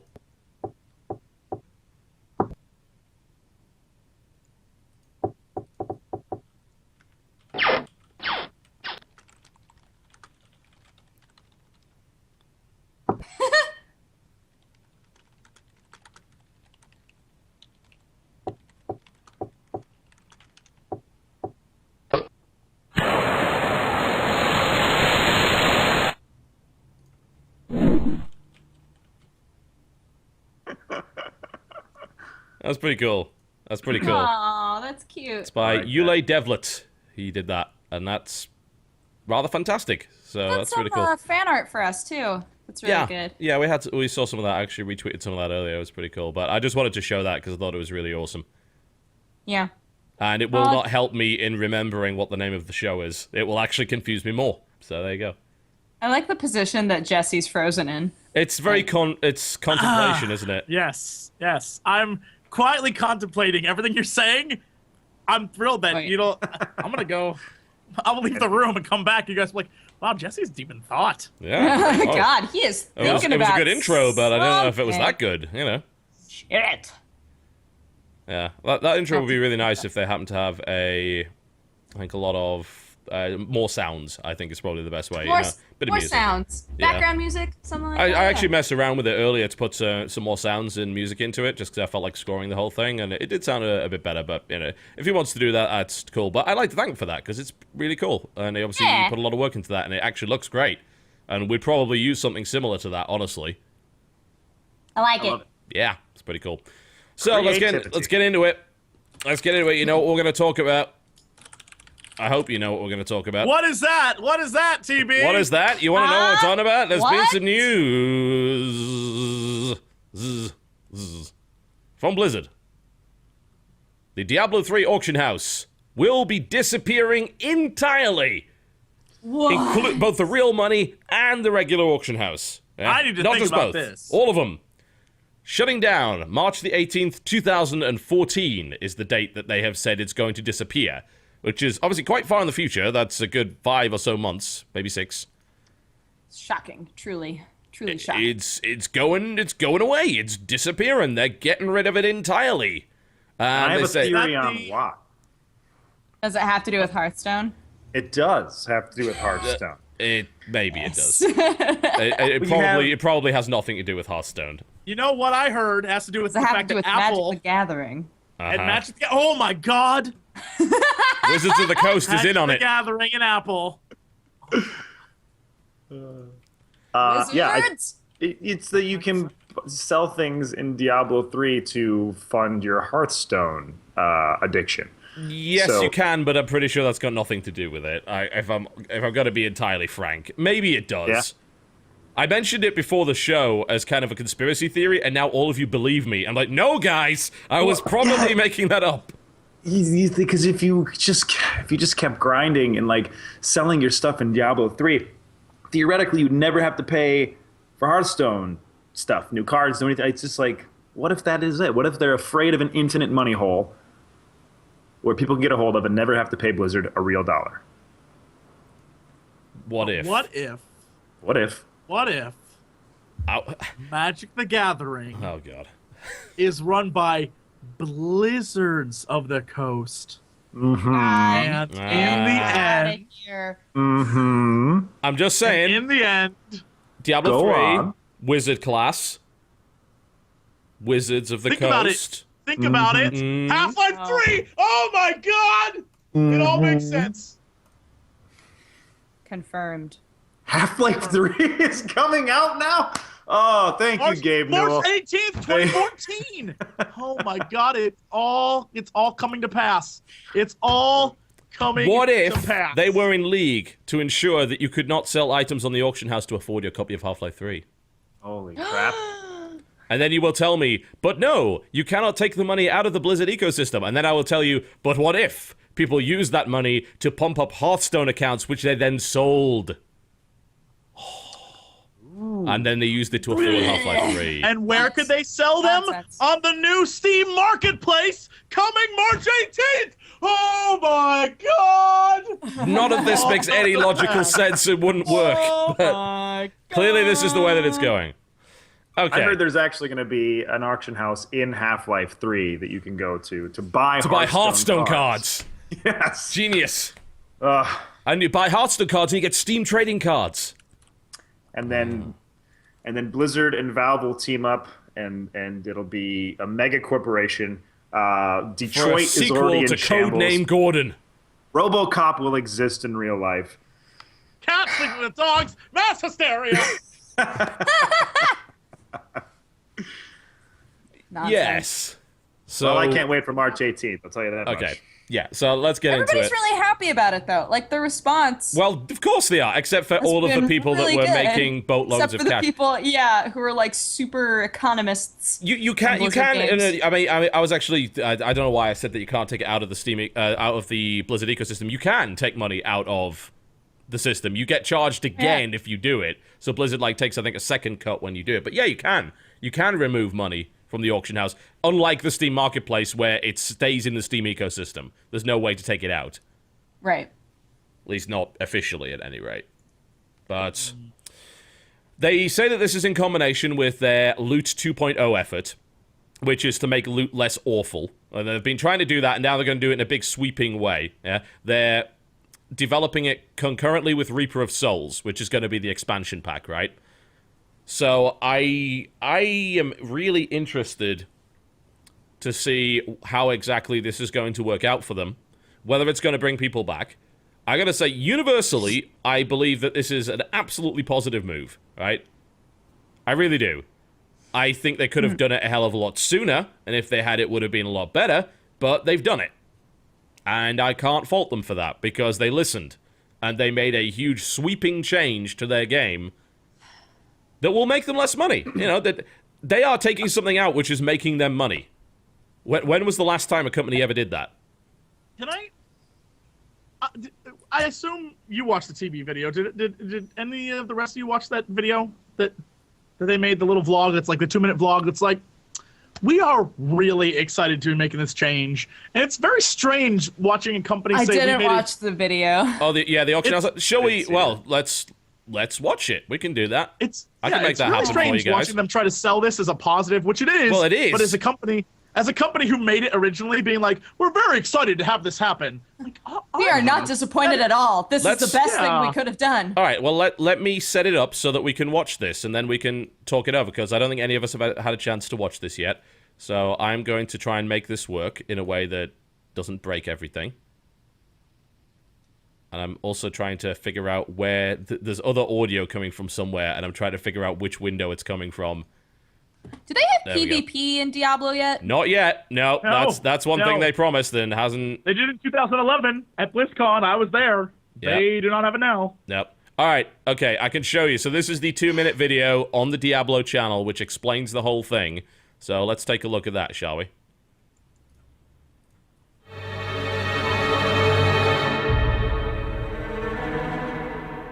Hi, I'm John Haidt, Production Director on Diablo 3 Reaper of Souls. And I'm Josh Mosquera, the Game Director. So as you saw, we're going to be shutting down the Diablo auction houses. When we originally set up the auction house, this was supposed to be a safe and convenient way for you to trade items. And in that respect, it was very successful. But it became a double-edged sword. It totally did, because at the core of the Diablo experience is a promise of killing monsters, killing demons, for the promise of finding those epic items.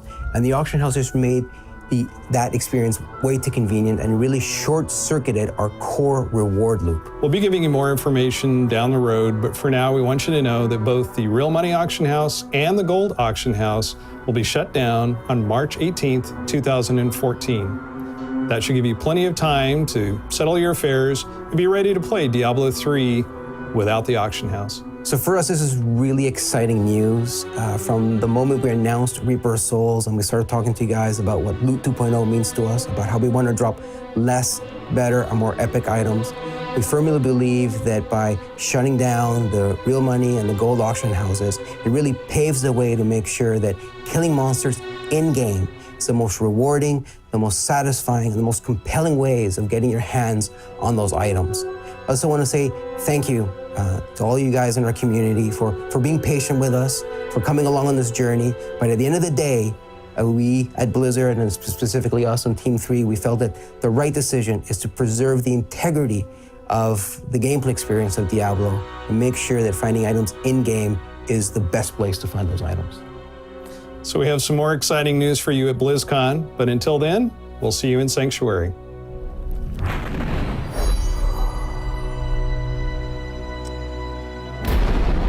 Well, there you go. So that was them saying what I wanted them to say like 8 months ago, really. And I don't disagree with anything they just said, but what gets me is, did you realize this when we realized this? Who made this decision? Why was it there? And did the development team actually agree with that decision? Because we have seen instances in the past where things have been in games that the dev team has not agreed with, but they've had to do it anyway. And I have to wonder, where was the divide? How many people in that particular, in Team 3 really agreed with that direction? Yeah, especially with them saying, like, we're really excited that this is over and that you can actually focus on what this game is about and how to get these items in the most satisfying way. That's what it felt like to me. I mean, that's what I heard from them. Yeah, and it was like, well, maybe you really, like, if you never wanted that implemented in the first place, then that would be exciting to be like, yes, it's dead. It's done. So Yeah, it looked like you're watching something that like they were like somebody was holding a gun to them while they were saying this, right? Like, tell them you're happy with this choice. Oh, you think so? I don't know about that. Like, I really do think they're happy with it. I don't think that any game designer in their right mind could have been happy with the auction house. I really don't. It compromises the integrity of the entire experience, and anyone realizes that. Yeah, a player-driven economy is a big risk. But can I? I wrote this down. Something that they said. They said that it's going to drop less, better, and more epic items. Yes, that's the Loot 2.0 thing that they're pushing for Reaper of Souls. To me, that doesn't spell more fun. That just spells more grinding. No, that does it.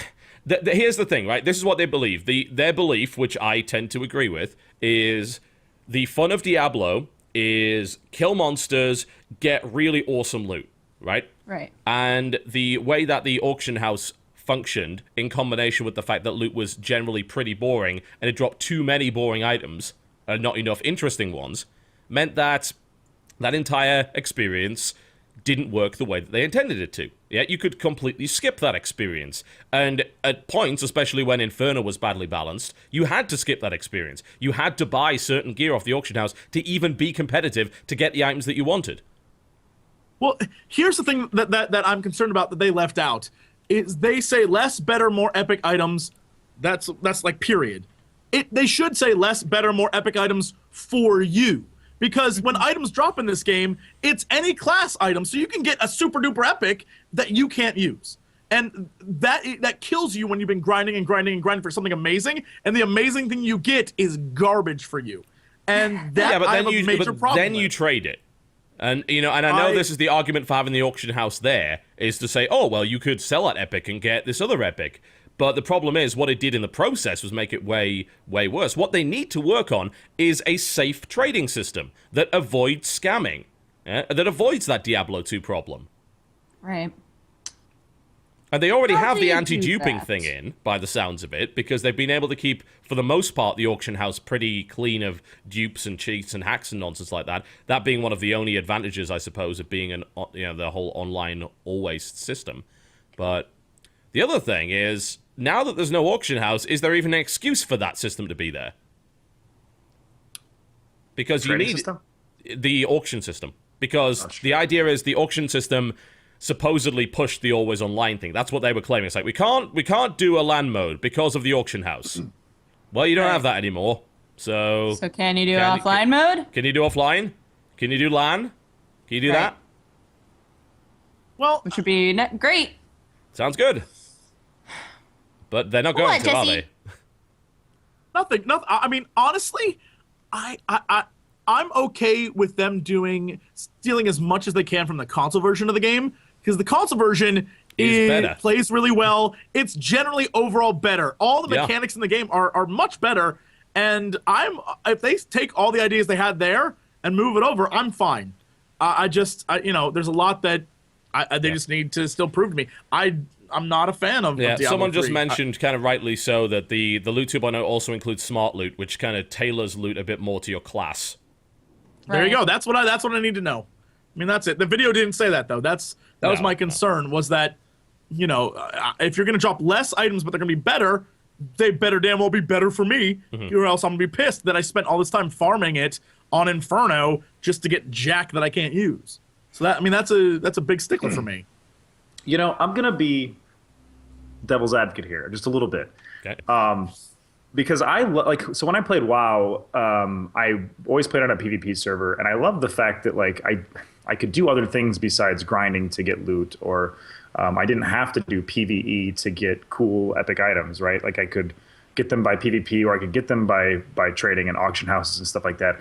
So for me, when I think about that, now, it's not the same game, but there was just something fun about the adventure and the interaction between other people. Right now, but I guess it's a PvE kind of thing, and that's totally fine. And I get where they're going with the direction, but I kind of like the idea of having the auction house. I mean, maybe not with like real money, and maybe there is a problem there in that respect. Or I guess the fact that anybody could buy anything they wanted to without actually having to, adventure. But, it's that, and also the feeling that there are 5 million copies of this amazing item that you just got, and it's like, oh, well, yeah, okay, that's true.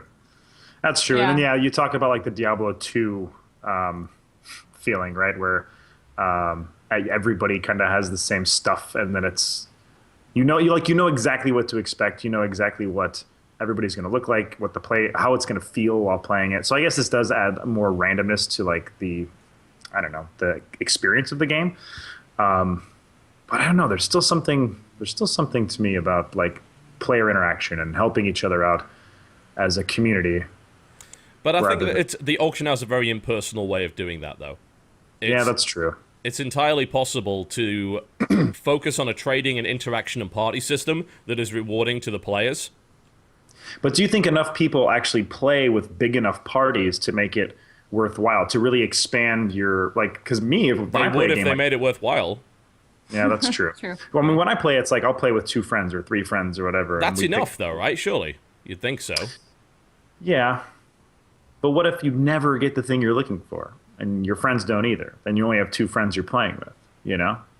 Well, I mean, in that case, they do need to encourage a trading system which is safe, which encourages interaction with other players, but doesn't force you to be involved with a bunch of people you don't know. Because I've said it time and again, all of the people that back the auction house and the always online that were talking about, oh my god, duping and cheating, and it's like, I never ran into that, because all I did was play on my own or with friends, because that's how it worked. Yeah, I never had a lobby with these people in them, because I don't invite people I don't know. Right. Then always online is a moot point. It shouldn't exist then. In a case like this, if you're playing by yourself most of the time. It shouldn't exist anymore anyway. No, it shouldn't. Like, it's not. Diablo 3 is not a purely multiplayer experience. If you look at Hearthstone pretty much has to be always online. Yeah? It's a free-to-play game. Free-to-play games are always online. That's it. Yeah, but this is not a free-to-play game, and it's also based on a franchise that was heavily played in single player, as well as heavily played on LAN, as well as multiplayer. Yeah, all 3 of those ways of playing are entirely viable. Yes. I guess we'll see what happens on the 18th. I mean, I assume that's the release of the expansion, so no, we'll see what they do. They've got a lot. It might be. I hope.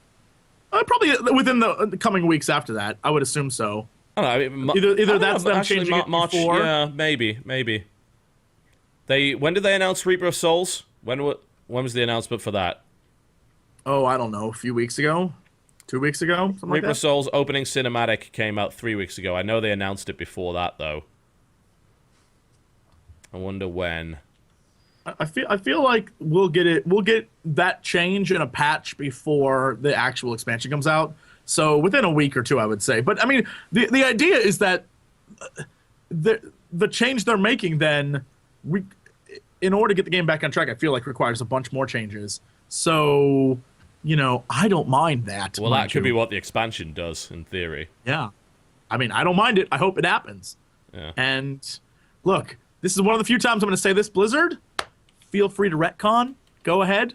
Change some things. Take your time. Look, Deckard didn't really die. It was all a ruse. It is. I gotta Leah say, isn't a real character. It is kind of possible that it would be a March the 18th release date. I mean, we are talking about something that 5 days ago the test client got data mined, and there was already data on the test client for that kind of stuff. So we don't know when it's coming out. It's got no release date as of yet. It was unveiled at Gamescom, wasn't it?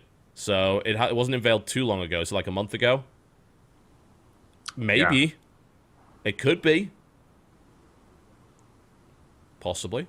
I don't know. We'll see. I mean, well, it would make the most sense to kind of line up with that, but otherwise it's a really arbitrary date, right? You'd think that there would be something else to that date. Is it that's for St. hints. Patrick's Day by any chance? Not that 17th, maybe? Look, they want you to be drunk, just balls drunk. Then you'll enjoy it. That's what they're saying. Get drunk. You'll enjoy Diablo again. Yeah. You'll forget the auction house isn't there. Yeah. Yep. I think what bothers me about this announcement is the sheer vitriol that's kind of followed it. I'm not really surprised anymore by that. The internet is Wait, whoa, pathetic, but- really? Yeah. Well, it's All mostly the things I because... saw today were like, Well, hooray! Yeah, it's me smug too. mode, though, right? Everyone goes into smug mode. It's like, yeah. too little, too late. Like, as if your time matters as much as you're claiming it Shut does. up. It's like, there was no such thing as too little, too late these days with digital games, right? 20 years ago, yeah. Like, or a console game when patching just didn't exist for console games, you know? Too little, too late. Where maybe they apologize for something. But you could patch and fix anything, in theory, and they already know 12 million people own this game, and it's permanently bound to their Battle.net account. They know this. There was no way for them to sell it off. There are 12 million dormant customers just hanging around thinking, oh, they changed it, maybe I'll reinstall it again. And then maybe they enjoy it, and then maybe they buy the expansion. That's Blizzard's business model in a nutshell. I hate to spoil the game for you guys out there watching, but I guarantee as the hype builds for the expansion, as we get closer to it, more and more of you who are like, oh, too little, too late, Blizz, are going to be You'll in line for that. reinstall the fucker. You will. You have it on I your am. account, and you'll reinstall it as soon as they make that change, just to see. And even if only a portion of you stay, that's still a damn sight better than what would have happened previous to that. Oh, yes. Guarantee it. I give Diablo 3 all the shits, and still, I'm like, I'm excited. I can't wait to see what happens. Of course I'm going to play that thing. I'll and I probably guarantee a lot of you are reinstall it too. for this. You know, for this You and Loot smug 2.0 and any other bastards. change. Yeah, I'll reinstall it. I'll give it another shot. Why would I not? I own the game. It's in my best interest to do that. I didn't get my money's worth out of that game, so as a responsible, sensible consumer, I would try it again, because I want to get my money's worth out of that game. Yeah. So don't give me that too little, too late shit. You're hurting yourself and nobody else, just to be smug to a company that doesn't even know who you are. They're not upset about what you just said on Twitter. Like, oh no, woe is me. No. Blizzard doesn't know who I am. Nope. They don't know who Dodger is because she still doesn't have a Hearthstone key, so. That is true. Hey! Hey! I just want to play it so bad. I'm sorry, you don't get to be smug with a multinational billion-dollar company. It just doesn't work. They don't care. They can wipe their tears with $100 bills. They don't give a fuck. Oh, You're only hurting they yourself don't there. absorb the tears at all. You know what's a dick I move, swear to though? God. Is that Friday is the first anniversary of Torchlight 2. And no one's gonna talk about it because of this. Dang it. First anniversary of Torchlight 2, guys, coming out Friday. And I might be able to give you a ton of free keys for it because they said, hey, you want some keys? I'm like, maybe. Maybe. Oh. Maybe Friday is freebies. also the 50th episode of The Daily Bite. Come watch it on youtube.com/Polaris. Dodger, why are you ruining Torchlight 2's anniversary with your announcements that overshadow? I'm sorry. Hate you. Continue. Yeah. No, Torchlight 2's great. Path of Exile great. Grim Dawn might be great. Diablo 3 might be great again. What a wonderful time to be a person that likes clicking on things for loot. Click. We're living in the future. We are. So there's that. That was news. That was the thing that happened. Yeah, it was. That was a surprise. What Word. else fun happened? Are we going to talk about the Ouya? The Ouya? We could. The Ouya? We could. Oh, yeah. You silly, silly goose. So, there has been a lot of controversy lately surrounding the Ouya Free the Games Fund, Oh, which God. Josh is intimately familiar with. Dodger knows a decent amount about this as well. So, this was an option to match donations, basically, if you got past $50,000, I think. I think it was something like Yes. that. Yeah. Yeah, They at will least give you a 50 bunch of money if you got past 50k on Kickstarter and agreed to a 6-month exclusivity deal for Ouya. 2 games made it. One was Gridiron Thunder, which is a football game, American football. And the other was Basically Elementary. like... Oh, no, it's basically like NFL Blitz. Like, Yes. like that idea of, It was we're going to a make poor it silly man's- and fun. Yeah, poor man's NFL Blitz by the looks of it. And then secondly, it was Elementary, My Dear Holmes. Now, Gridiron Thunder inexplicably ended up with $171,000. But the strange thing about that was that it did it with only 183 backers. Yeah. Which means the average donation was around $900 per person. Yep. Sounds Yep. fraudulent. That doesn't sound What do you mean? What? remotely That weird, doesn't does sound it? weird at all. No, of course not. So we can actually look at this. There's a site called KickTrack, which is very useful for, it tracks individual data for Kickstarters. So we could actually look that up and we could have a look and see what's going on with that. And we can look at the daily data because there's a lot of very, very interesting spikes here. So it's really odd. Like, it really is. So there's a day where there were only 4 new backers, but it raised $25,000 on that day. There's a day where there's only 3 new backers, $10,216. Yeah. You know, the crazy thing is, the biggest spike they ever had was a 29-backer spike that raised them $25,000, which is only as much as that 4-backer spike earlier in the week. And then actually they have that massive spike towards the end. Sorry, this is sideways, so... 12 backers, $45,000 one day. Wow. I mean, That doesn't happen normally, guys. Ever. Just to All right. catch you up. Ever. all right. Because all the Have a other thing. days, like the starting backing is like the 6 backers, $75. There's plenty of other days like this as well. 12 backers, $418.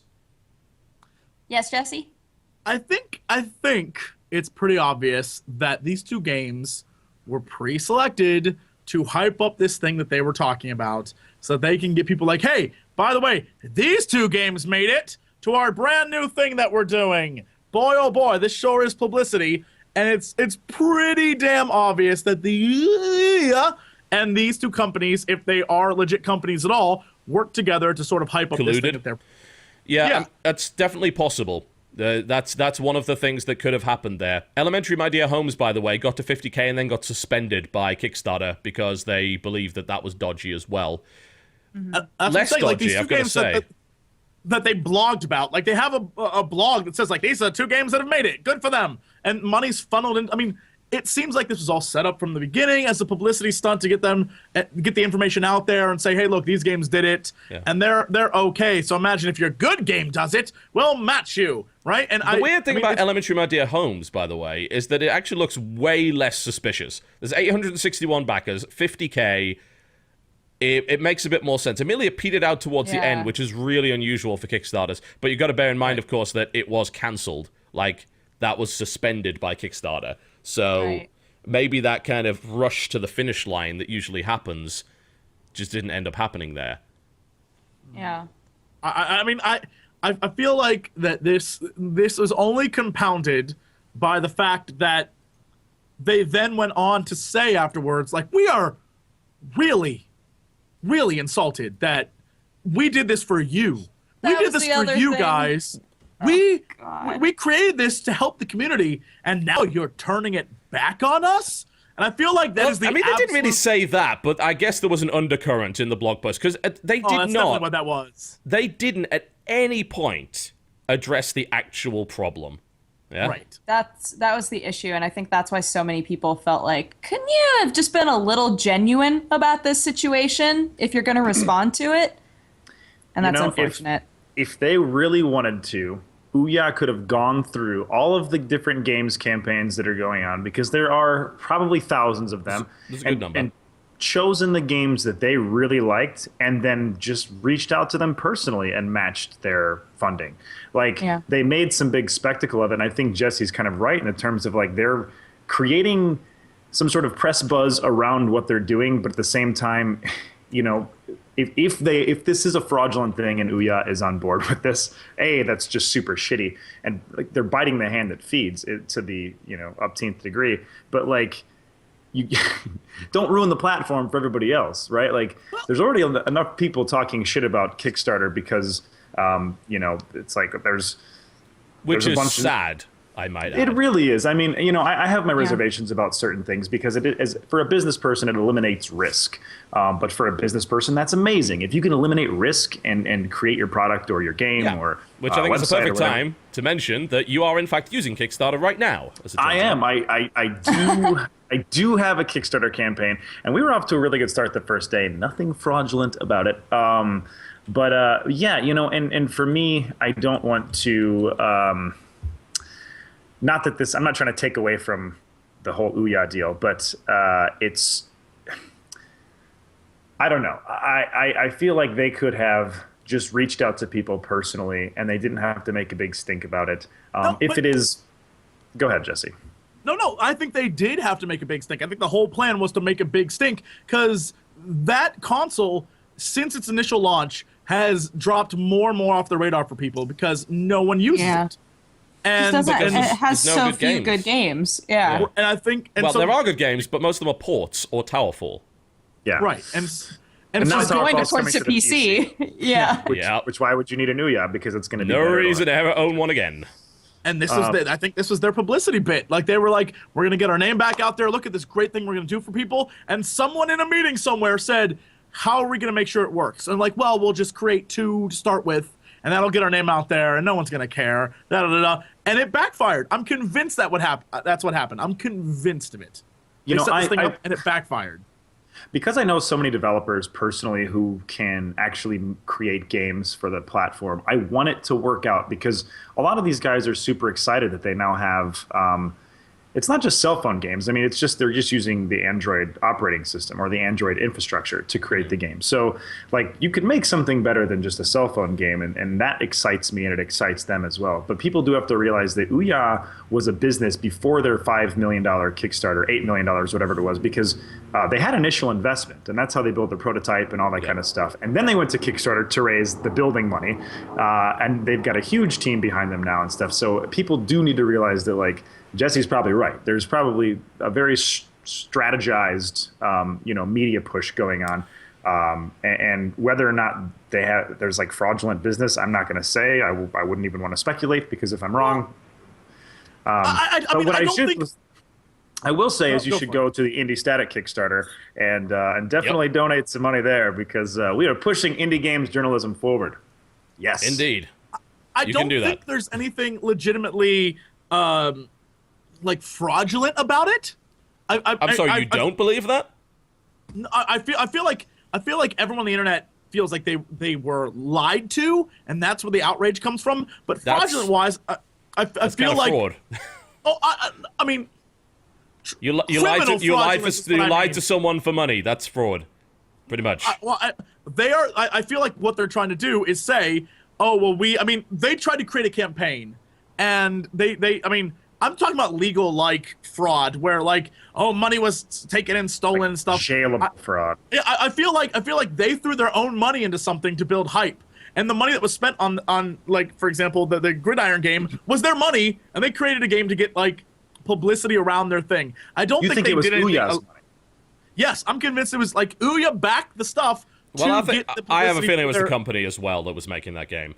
Yeah, I was just gonna say, think of it like, so for Yeah. me, say if me and you, Jesse, wanted to make a game, and somebody's like, we'll match your $50,000 thing, and we say, I don't have the money, but say we had 50 grand somewhere, or we had $20,000 or whatever, and we were able to put our own money into it. Well, then we're just getting matched 50 grand. So we're essentially just getting $50,000 for nothing. And is because- it Ouya? So then is Ouya to blame for any of it? Well, no, Is that's it what I was the gonna say. company's trying to abuse? Well, that's a blame for it on the basis that it was a stupid campaign from the outset and was infinitely exploitable in that respect, and they should have seen That this I shit agree. coming. And they can also be blamed for not taking responsibility for that.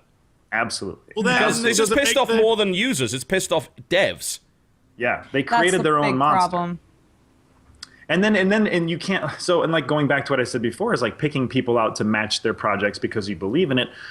Well, then you're kind of playing favorites. But at the same time, Microsoft and Sony, they pick developers they want to work with to develop games and all that. But I don't know. I think it's just like they created their own monster and it backfired. And now devs especially are having to, I guess kind of like feel the backlash of it, which is really unfortunate because like a lot of these guys are so excited to have this open source platform to be able to develop games for.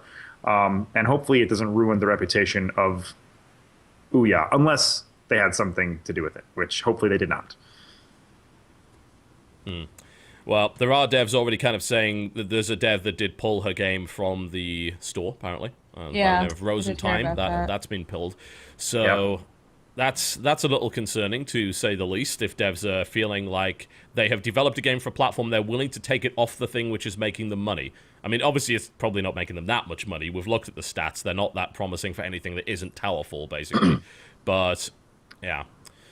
Yep. That's not so great. Yeah, we actually... my editor, Chris Priestman, pulled together a bunch of numbers and interviewed developers and stuff for our site. And it's kind of crazy to see how little money it's being pulled in right now from the Ouya. Some people are really happy about it. The amount that yeah, some people are. And just like, I think, creating a free game, whether it's just like a freeware or a free game on PC or something, it's like a lot of devs will do that just to get people to look at their stuff and then eventually down the road create a commercial title. But you know, the devs who have commercial titles already who are trying to sell them on Ouya, you know, you have to show at least a free demo, right? So sometimes people aren't buying the game and they're not really making that much money. Now, granted, maybe it's that the games aren't that great, as TotalBiscuit might attest to, because it doesn't seem like he really loves Ouya. I don't know. I mean, it's they're probably, some of them are most likely decent. There's no real question about that. But I have no desire to play them on Ouya as opposed to playing them on a PC. Yeah. Okay. Yeah, that's totally fair. And I think that's kind of what they're obviously fighting against as Ouya, because now with Towerfall going away, that kind of proves the fact that people don't care. You know, like, what's bringing me in here? Sorry, I'm going on a huge tangent right now, but it just it works me up when I don't know, because I talk to these guys, like I hang out with developers regularly, and hearing their side of it is I don't know, it I feel bad for them, and it makes me root for things like Ouya to succeed, but at what cost? I don't want Ouya to just be another money-hungry corporation who wants to grow on the backs of, you know, hardworking developers putting in goodwill to create something that they're really proud of, if they're not going to be taken seriously, or at least have the support of the thing that was supposed to be supporting them. I don't know. Yeah. It is not a platform that I am interested in, because to me it offers nothing that is not offered on a PC, and I see no reason to buy another box to do what I can do on PC. The only thing that I've said it before, that I'm excited about when it comes down to stuff like Ouya and GameStick and Shield is the idea of proper games coming to the Android platform that are not just touch nonsense, right? Because you're talking about Android machines that have real controllers. That's kind of cool. But as it stands, we have not seen a huge amount of that as of yet. Amazing Maybe Frog. we will. Amazing Frog. Amazing Frog. It's the Citizen Kane of Ouya. Do you see those bounce physics? Oh, God. Oh, yeah. My God. That game makes me just want to give up living. Oh, don't go yet. You have so much life to live. No, not anymore. Think about all the Hearthstone you'll be missing out on. Fair point. Yes, I need more 9-2 arena runs. Let's go. But yeah, so there's that. That was news. So I guess we shall talk about releases before we go to the break. Let's run through what's coming out. Things are coming your way. And I've pasted it. So I'm going to give the responsibility to Dodger, and I'm going to bring up videos while she introduces games. So what's coming out this week, Dodger? What's going on? So today we have GTA 5 on Xbox and PS3. Have you heard a lot of people talk about that? There's that. Have you heard a lot of people, and this is something that I actually noticed people in chat bringing it up, which is why I feel like it's worth noting. Even though it's had really, really high reviews, a lot of people have been posting things on like Twitter and stuff about how the game's fun, but the main characters are entirely unlikable. Like, they're just assholes. They're just total dicks. Like, you're like, not lovable assholes, just like straight up dicks. Yeah, like really bad people, and you're like, why do I want to play these people? And I actually, before I had no interest in the story. Now I want to see. Now I want to play the game just to see where this rabbit hole goes. I think that's a positive. I do. I'm really that they're not lovable assholes. That you're playing kind of like a psychopath. Asshole. Yes, I think that's a positive. You want to know why? And yes. That is ludonarrative disco biscuits, as as a Mr. Jim Sterling likes to call it. I think it was like Yes. Lugo Disco Biscuits. Ludonarrative dissonance is a term that gets tossed around a lot, and obviously it's not usually applied right. But in the case of GTA, I think having your guys be lovable and then just going and running down 100 people in your car, that does not gel well for me. Having them be assholes, then you can justify that stuff. It's like, oh, he's a psychopath. He doesn't give a shit. Yes, he would gun down an innocent civilian. Yes, he would do all of these things. It takes away the, like, romanticism of horrible things. Yeah. That is Good. a common problem. Like you know, it's a similar thing to what Hotline Miami does, you know, even though it's super fun, and no doubt GTA is as well. But yeah, it does take away some of that romanticism about it. Good. Good. Take away some of that stuff. Isn't that like, I would guess, like, I guess it's like a gaming Walter White. Like, if you watch Breaking Bad, Walter White is a bad man. Oh, Yet you're God. there every time He watching, drives like, me nuts. You're like, where is this going? And you know, like, if GTA has a good ending, like a happy ending, I will feel ripped off as a gamer. Because these are bad people, and you're playing them as bad people. They need a real ending, and to have them, like, walk off into the sunset with all their money, I feel would, like, really rip people off. But it'd be ballsy to do. I'm just saying, like, you know, you want it to be, like, crazy. The last 10 minutes needs to be insane. And before I had no interest in GTA, I was like, man, it's another GTA. And now I'm like, I'm really disturbed by this. I kind of want to play it, which is messed up, by the way. But I kind of want to play it now. I like it when games present me with something that I'm not entirely comfortable doing. Because most of the time, they just say, hey, mass murder, that's really fun and cool, and you should do it, and you'll get rewarded for it. And now it's just a case, oh, mass murder, yeah, really desensitized. And I almost feel like a bad person if I believe that video games actually influence me in any way. But the point is that I want a game to make me feel something other than, oh, yay, I'm killing people. You know? Right. I want something more than that. Something that makes you feel conflicted about your character and what you're doing. I do. I don't want to feel good about what my character does all the time, because more often than not in video games, what your character is doing is not good. Yeah. And then you come back to the whole, you know, this doesn't make a lot of sense, and then in extreme cases you call it ludonarrative dissonance, because you just cannot. What's the term? I've lost the word that I'm looking for here, but you. Is it ludonarrative dissonance? No, that's not. That's two words. God damn it! But you can't. Damn! It's gone from my head. It's like where the two things don't gel and you can't reconcile. That's it. There we go. You can't reconcile the difference in the gameplay with the way that your character acts. Yeah? Right. And I think GTA has had that as a big problem for a while, and it's gone past the point of saying, it's just wacky in GTA. Sorry, you got past that point when you started putting voice acting and real characters in your game. Yeah. GTA 4 got real serious, and I didn't beat GTA 4, so I don't know how that ended. But GTA 3 like had a silly ending, so like 4 got too serious for me, and I was like, all right, I'm done for now. Do you think with this one of the influences toward them being more not realistic, but more just like gritty? I hate that word. With it is because of Saints Row, because Saints Row is like so wacky that they were like, no. I don't feel like it's the reverse. Yeah, I don't feel like Rockstar gives much of a shit about Saints Row, honestly. No. But I think that Saints Row has gone in that direction because they wanted to be seen as different. Yeah? Because totally. when Saints Because Row it originally was a GTA clone. Oh, yeah. definitely. The original Saints Row sucked. It was a bad GTA clone. Saints Row 2 was a lot better. Saints Row 3 was like this awkward period where they're like, how far do we go down the wacky? How far do we go down the serious? And then Saints Row 4 threw all of that away, and it's a better game for it. Perfect.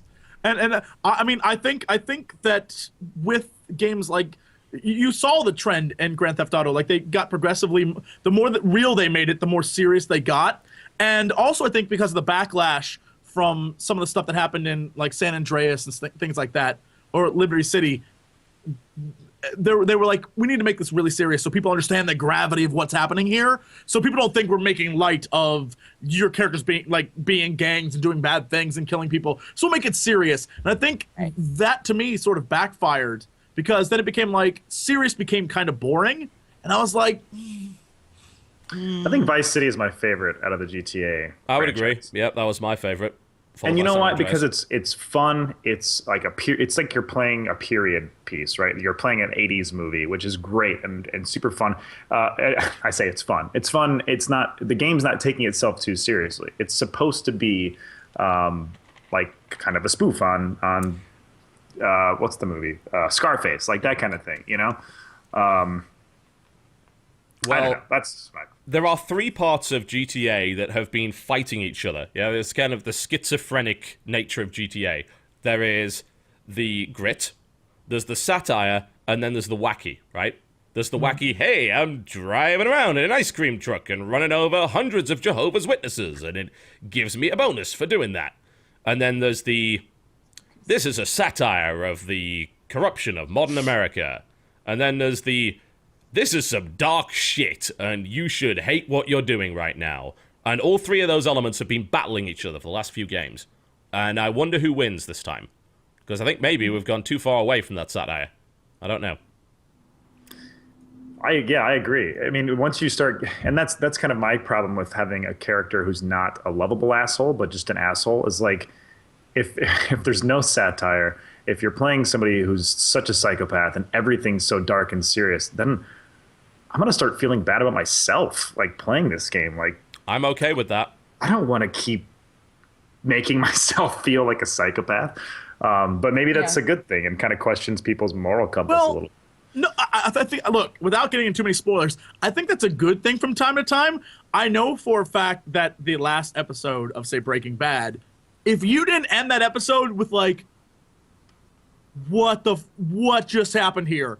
I mean, it was something you do not see every day on TV, and you were just like, oh my. Like, it was one of those moments, and I feel like games sometimes need more of that. And I know that there's a lot of controversy and a lot of things where people are like, oh, well, you can't have this in a game, you can't have that, or it sparks. Sometimes, you know what? You set some feet on fire, cause some controversy. I'm okay with it. I want to play a bad guy who is a bad guy who is just bad. I'm okay with that sometimes. And not like silly bad, like, I'm an evil genius and I'm going to build a factory and you have to get through it. Like, just a bad guy. Sometimes it's okay to play that. Sometimes we need games like that. So I'm okay with it. Yeah. There was a point when I was playing, and this game obviously isn't on the same level at all, but when I did my playthrough of Lucius, like, at first I was like, oh, I'm just, like, going around killing people in this mansion. That's fun. And it got to a point later on in the game where I was like, I feel conflicted about this now. Like, oh, I don't want to do this anymore. like at the end of the game, I felt bad. I felt bad about some of the things that I, as Lucius, had done.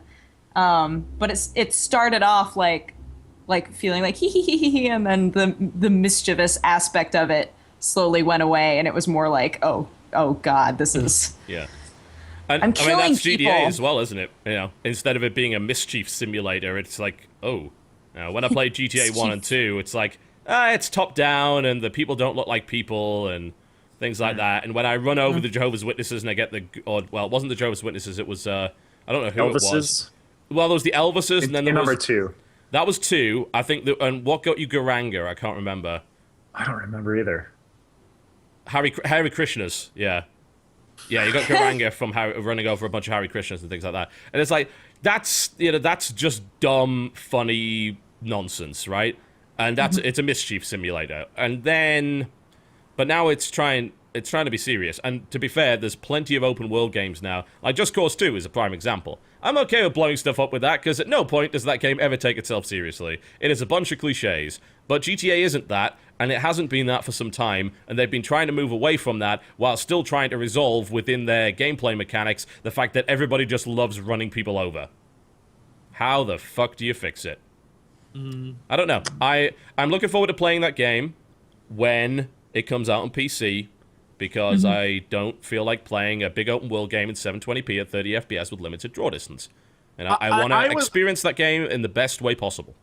I was going to wait too, but since there's no real discussion of PC release at this time, I'm just going to buy it. I'm going to buy it. I'm going to play it. And even though I hate driving with twin sticks, I'm going to suffer through it just so I can see what this is about. I'm actually interested. It took me a few hours to jump on the bandwagon. Now I'm like, F it, I'm in. Let's see what you got. Blow me away. So I'll probably do what I did with San Andreas 4 and even LA Noire. I'll buy the game and then it'll just sit for months, and then I'll play it after everyone's beaten it, because I don't know why I do that, but I do. What else is coming out, Dodger? Tell us. Hot Wheels World's Best Driver comes out today for Xbox, PS3, Wii U, and 3DS. By Firebrand Games, those that brought you the classic known as Fast and the Furious Showdown and Cars 2, the video game. Yay! Capcom Fighting Evolution is coming out for PS2. Well, it's the PS2. Today? It was a PS2 game. It's PS2 Classic, so it's coming out on PlayStation Network. So if you want to play that again, you can. You can. Tomorrow, Ironclad Tactics comes out Yes. for PC, Linux, and Mac. Yes, game. That's pretty cool. Josh, have you played that one? I have not yet. Well, I can show you some footage because actually Northern Lion played it at the show. Oh god, there's his voice. It's like, ah! Yes, it's kind of a cardy tactics game with steampunk robots.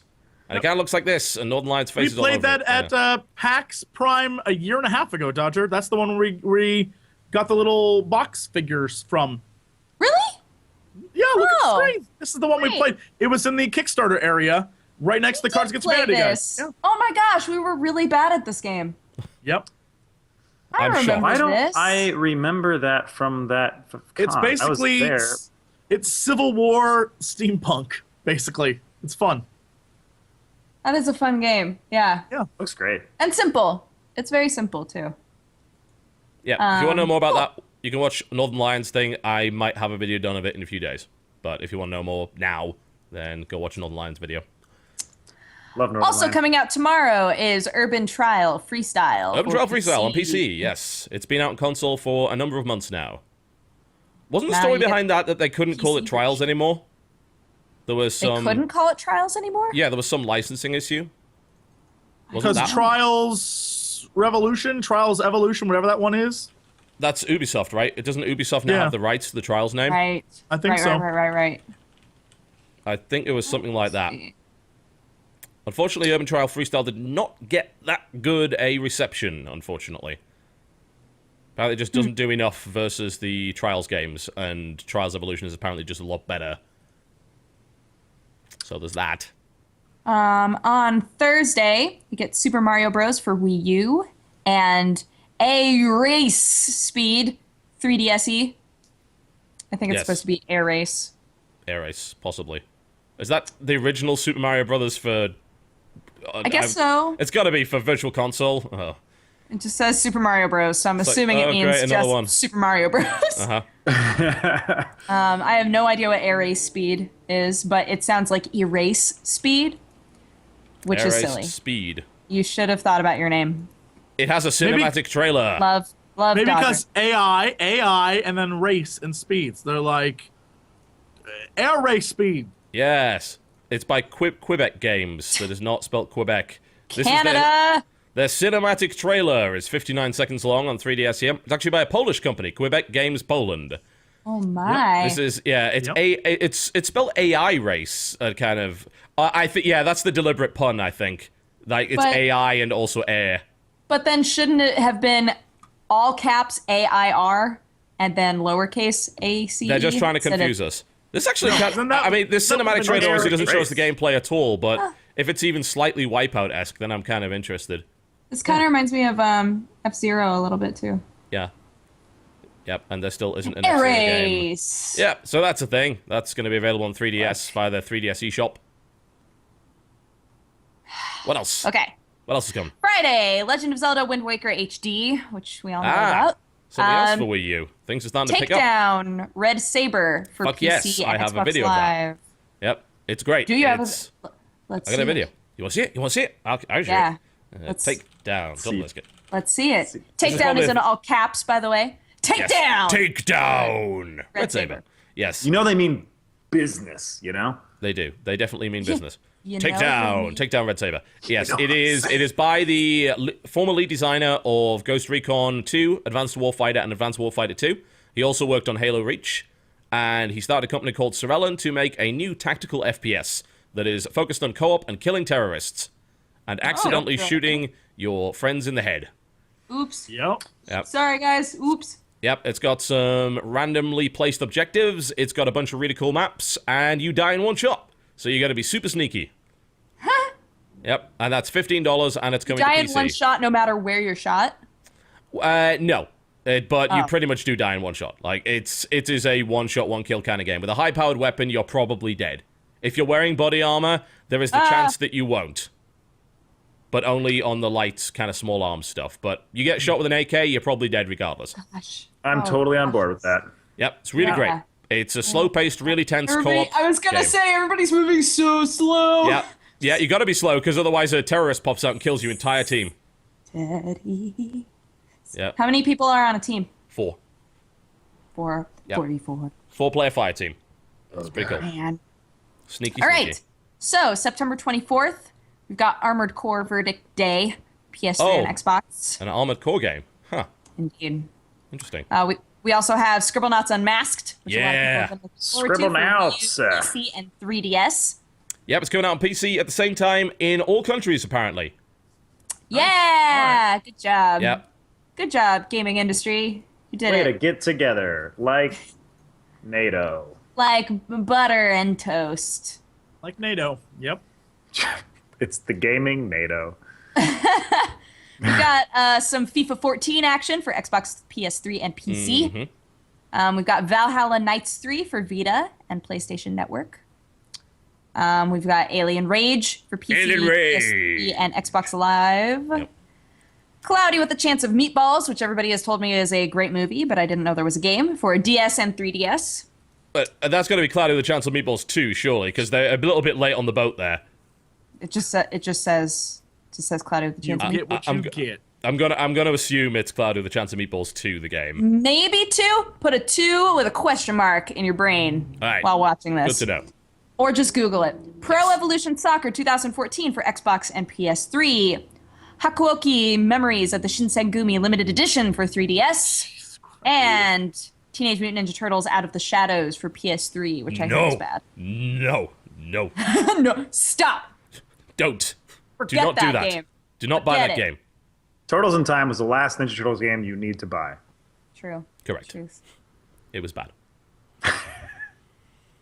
Oh, dear. Oh, and the EU on September 20th gets Shin Megami Tensei Devil Summoner Soul Hackers for 3DS and 3DS. So they're only like 2 games behind on the SMT stuff. Yeah. They're good games, guys. Go for Is that being it. released by Ghostlight? Because that might not be very good. We'll see. Ghostlight's localization has lately been subpar, so just bear that in mind. Oh, and on the same day, you guys get Harvest Moon: A New Beginning. Yay. Harvest Moon. A new beginning. A new beginning, Indeed. guys. A Is that new it? moon. That's about it? Yeah, the 26th, we get Shadow Warrior for PC. Yep. 27th, we get Deadfall Adventures and Rise of Venice. I have no idea what either of those are. And on the 25th, actually, we get Pac-Man Championship Edition. Yeah. So good. Really, really good game. I always get the Pac-Man games, which sounds so lame, but I always buy them because they're so fun. Goodness. Oh, hold on just a second, That's a guys. great time to go to a break. You're watching the Co-optional Podcast. We'll be right back. Ladies and gentlemen, welcome back to the Co-optional Podcast. Hello. I had to try and get myself some food. Apparently, we have Hot Pockets. I think Hot pockets. Yeah, now, we don't have those in the UK, so I haven't really experienced them before. But they were in Wait, the this fridge. is your first Hot Pocket right now? I think so. What? I don't remember eating. Well, we don't have them in the UK. Why the fuck would I even eat these things? No. But I mean, like right now, we're I don't mean what, like in general. I just We mean, are like, we get watching to. you We're try watching to think eat so. your first. first Hot It's Pocket. burning my fucking mouth off. Why the Yeah, hell? yes, yep. and Why do these will. even exist? I mean, I know they call them Hot Pockets, but it's Look, like it's Every inconvenient. time, it's either too cold or too hot, no matter what you do. The thing is, I'm used to this because I'm from the UK, so we have Greg's pasties. You do not know the fire, hell-driven wrath of brimstone of a Greg's pasty. The top of took my all the mouth napalm. is lead-lined after eating years of Greg's pasties. This is basically like a really bad Greg's pasty. Yeah? And I mean, it's smaller. It's like half the size, if that. And it's kind of about as hot, and it's got less quality filling in it. So I'm like, well,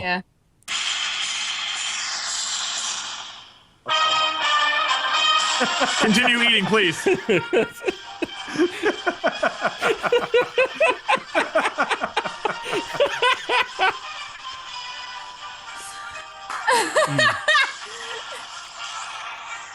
Welcome to Hot Pocket America. You call this food, really? God bless America. God bless America. With our bread-filled God. napalm, or bread-coated like- napalm. This is a weapon of mass destruction. That's all the Oh, napalm man. that was left over from Vietnam. Hot Pocket acquired, and they just put it right inside of bread. Pretty much. Yes.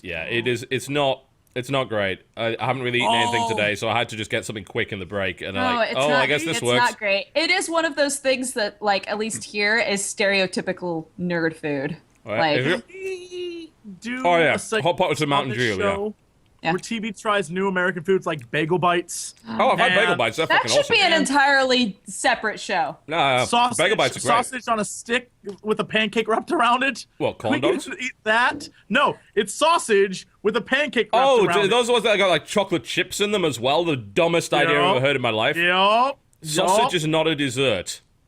I just want to take you to America. Can we look? I just Can we want to get the take you to funding- America. Okay, you might be a little late on the ball there, Jesse. I want to make a Kickstarter where it's me taking you to fairs and campgrounds and things around America, getting you to try fair food.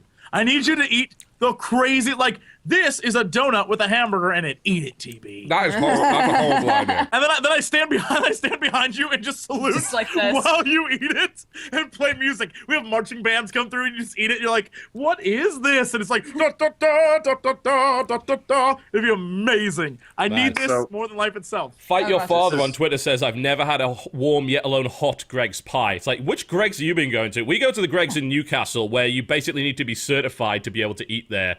Because Wait, it's a place? This is a restaurant? It's not a restaurant, right? Greg's is the fastest of fast food in the UK, but it's like Okay. pasties and meat pies and things like that. And it's really cheap. You can have lunch there for like 90 Just like- pence, right? Do you guys remember when in China at either Burger King or McDonald's or something, they were doing the like, if you don't get your food in 90 seconds or less, it's free. And so they were just like putting these slapdick meals together that just looked awful, but they were like, you got your food. That's what I'm imagining right now. You're just like, Can oh, I I have a just pasty, say- and they just slap you in the face with it. They Got are your so pasty, they are get so outta fast. here. There's the one in the middle of Newcastle. It's always got queue out the door every single lunchtime. Because again, it's hearty, hot food that's fucking cheap. They even started opening them up at 4 a.m. to get the club goers that were coming out of clubs and bars and shit, because they would happily eat that shit as well. So, apparently pasties have gone up to £1 each. Even then, that's still like basically an entire meal for £1, which is not that bad. And it's like there's a steak one, which is awesome. There's a chicken one, which has this kind of like, it's almost like this kind of white chickeny kind of sauce in it with stock, which is pretty nice. There's a sausage and bean melt, which apparently people are really into. And this place in the center of Newcastle is like, there's already a queue out the door, but it takes you about 30 seconds to get through that queue. They are so fucking fast, and they've got this system of how they stagger people through it. It's ridiculous. Is there gravy? Can you get gravy? The steak pasty has gravy in it. Pasties with gravy. My friends are from really Wales, and they do that, and I'm just like, this is the best thing I've ever had. Yep. Yep. But apparently, Greg's has gone As downhill Jesse and since I Google last steak ate pasty. it. Yep. Steak. They call them steak bake. Look up Greg's steak bake. See, I would call these steak pasties. So No. A Pasty. steak I'd eat pasty steak would be an pasties. interesting. I'd eat steak Yeah. pasties. they'd just Yep. be like Of course you little, would. just little, just little nipple steaks. Oh. You know? Oh, look but like- you, Josh. Well, that's They're good like, on top of course you would. Ooh. No. No, Oh, buddy. that's right. These are the things that I was looking up, and I said they look like calzones, and I nearly got slapped. Yeah, they're not really that, but yeah, it's understandable. Like the north is basically like Greg's Central. The north of England is where you get a lot of that. Down south, where you've actually visited, not so much. Yeah, the But only there you go. Nottingham was up north, wasn't it? It was norther, right? Never mind. Norther? Let's move on. Nottingham is in the Midlands. Okay. That's not north. Ah, we need to go north, Jesse. Next GemuCon, north. No, you don't. Let's go I don't know. north, Jesse. It's in If you want a August. lot of It's cheap in drinks, August. Newcastle is the way to It's in go. August. We can go north. We can go. It won't be like us standing, freezing our ass off, watching stones do nothing. Being like, why are we here? Just This time we'll be in the north. Nothing is ever cold in Scotland. We'll go. We'll head north. Wow. Wonderful. I do love Scotland. I liked Scotland a lot when I was there, but it's been years, so maybe it'll disappoint me this time. It probably will.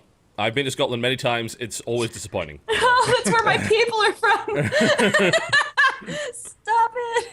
All right, let's look at trailers, shall we? Because Josh is here, we got a bunch of hipster bullshit.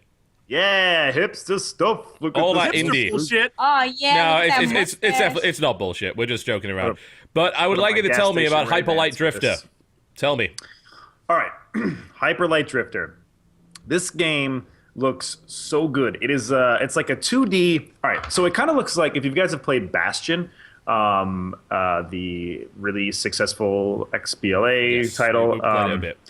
Yeah, it's amazing. It's kind of like this is, I don't know, like a neon. It's got like Bastion feel to the mechanics. It looks like the fighting mechanics and stuff. The boss battles look very similar. It's a 2D kind of like adventure fighting game that looks just incredible. The team is a couple dudes who are here in Los Angeles. They're great. People should back the Kickstarter. They launched this Kickstarter. They've been in for 5 days, and they're at $209,000 of $27,000. Oh. You watch the trailer, and it speaks for itself because if you like pixel art and kind of like, I don't know what to call it, like this. The style of like font and color combination, it's kind of like this 80s, like, I don't know what I would call that.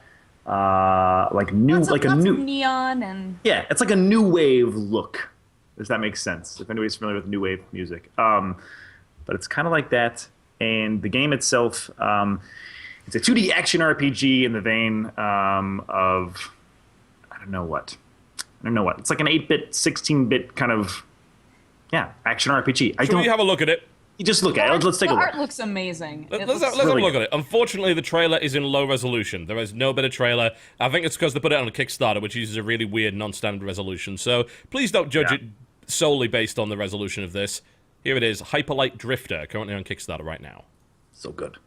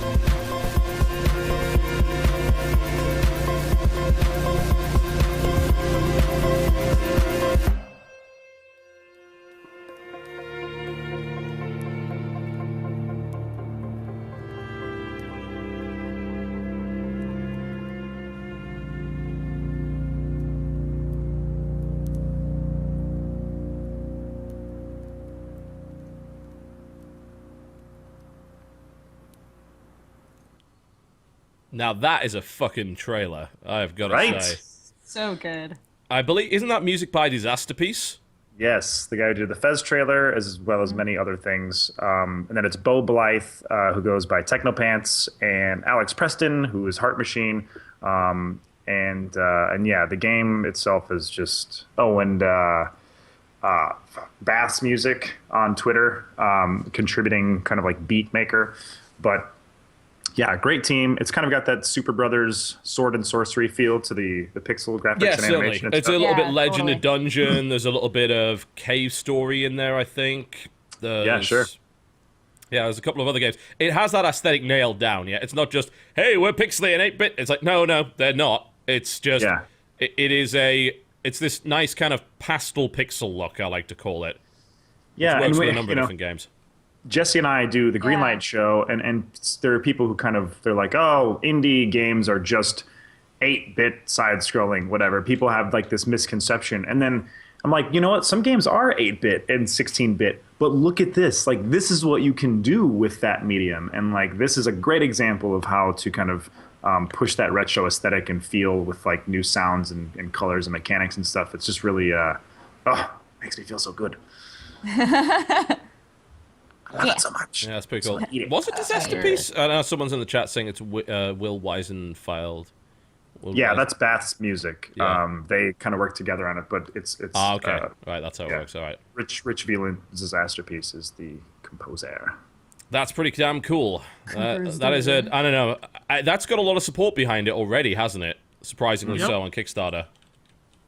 Well, the cool thing about that, compared to like a Kickstarter that, I don't know, for any other thing, whether it's a film or like in my case, a website, this has a game, right? So for $10, you're pre-ordering the game. It's like, well, at the bare minimum, you get a finished product when they're done with it, and they have enough. Assuming they ever get done with it. Sure. But that's what I love about the trailer is you look at it, you're like, all right, well, even if they release something that is like a 10-minute tech demo of that, I would say that's worth $10. Like, what shocks me is the amount of backing this has had already. Like, it seems like this is a game that somehow captured people's imagination on Kickstarter. Its goal was 27K. It's currently at 209,000 with 24 days to go. That is bizarre and insane. That's very rare to see. How did that happen? I think, and this is just something that I caught watching it. Maybe you guys felt this too. The trailer for the game made it feel like it was bigger than itself. Yes. Like there was something happening in that world that is bigger than even what we're seeing. And I like that it hinted at it. It didn't say it. You saw little tiny bits and pieces, but somewhere in the grand scheme of things, there was something really great in this game that you can expect. And I think that captured a lot of people's imagination. It might not even exist yet, but the potential for it to be there, I think a lot of people are willing to fund that, to have something where they can say when they're done, like, goddamn, that was an amazing story. And I feel like that exists in this, especially in the trailer. So I think that's why people are on board. I hope that's why, because that's why that's why. And if nothing else, I mean, I can vouch for the people who are a part of this project because I know them personally, and they're all awesome dudes. So like everybody that's a part of this project is great, and definitely, they've worked on a bunch of great titles in the past, and are very capable of making something awesome. So I have every bit of faith in this game, and it'd be cool to. I mean, it's cool to see what they're at now, and they've got a bunch of great stretch goals, up to like $250,000 right now, which they will probably hit in a few days. Yeah, most likely. And they're going to be, they've got like a PlayStation, PSN, and Vita. They hit that stretch mark now. So this game is going to be very broad when they release it. I'm excited for them. Yeah, it's had coverage from Destructoid. It's had coverage actually from a lot of different gaming sites. Maybe it just got going from there. But it's very surprising to see something that is not like we're going to rebuild and remake this franchise that you loved as a kid. Like, this is original IP. But yet it's still getting this kind of support, and that's kind of rare. And that's actually why Kickstarter is awesome. Or why I'll continue to believe that Kickstarter is awesome. Because this does not happen anywhere else. And it's really cool that this does. Yeah, absolutely. That looks kind of awesome. I think I should back that. Looks quite cool indeed. So there you go. Hyperlight Drifter. Available for 24 more days from the time of recording. So on YouTube, once you've watched this, it'll be about 22 days to go. Check it out on Kickstarter. Hyper Space Light Space Drifter. 3 words. Cool. So let us move on. So there is something else that you wanted to show us. You mentioned it earlier in the show. I did, didn't I? You did. Oh yeah, we're talking about Perfect Stride. Now, this game, it came out with the LA Game Space pack of experimental games. If you guys don't know what the LA Game Space is, they raised, I think, like $335,000 out of $250,000 they were asking for a few months back. And what it is a place here in Los Angeles where they're renovating a building right now, and it will be kind of a collaborative art space for people to come and use to show things off, for developers to come in. I believe they actually have offices and temporary sleeping quarters for people to come in when they are kind of coming through LA to show things off, or if there's like a conference here, or if they come in for IndieStatik or E3 or something. But it's just really cool to have a space where people can come together, I think, to show off not only just video games, but artwork and music and kind of everything under that scope. Because in the indie world, it's so much like the medium is used as like a serious art form. So this is a cool place to show that physically. But Perfect Stride is it's a game by the Arcane Kids rather, who did Zenith, and it's a first-person skateboarding game where you're basically in Neo Los Angeles, which is this, again, kind of the same kind of like 90s color palette of crazy neon colors. But the whole idea is that you are just trying to they're trying to exploit a first person shooter in a crazy what's the word, like surreal environment, and in this futuristic world. I don't know. You just kind of have to watch. Again, it's one of those things you just have to kind of see it to understand what I'm talking about. But it's a super fun game. We'll have a look at the trailer then. We'll see what you're talking about. Here we go.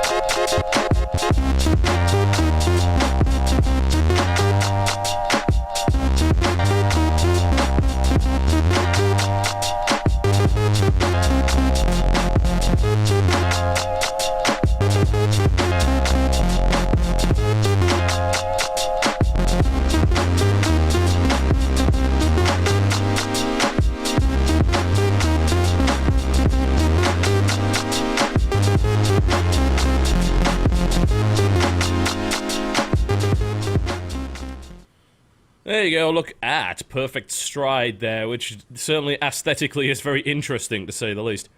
Oh, man. Yeah, for sure. It's, welcome to my world of hipster indie games. And I love it. I really do. One of the cool things about this game, like where Zenith incorporated like Twitter and stuff, like actual tweets in the game. Perfect Stride incorporates music from SoundCloud, and so their soundtrack is actually at one point before you start the game, it minimizes itself and opens up a website, the SoundCloud website, and they've kind of curated a soundtrack. So that song you're hearing in the trailer is one of many just like cool songs from artists around the area. Again, one of those things where since it is the LA Game Space that it kind of incorporates art, music, and everything. That's what they're trying to do with the game, and I think it's a pretty interesting concept, and I think this is only an alpha, and it's really, really cool. I don't know, I love it. That's awesome. Yeah, it looks really interesting. It's a bit of an acid trip, I've got to say. Oh, for sure. Yeah. It is a little bit of an acid trip, actually.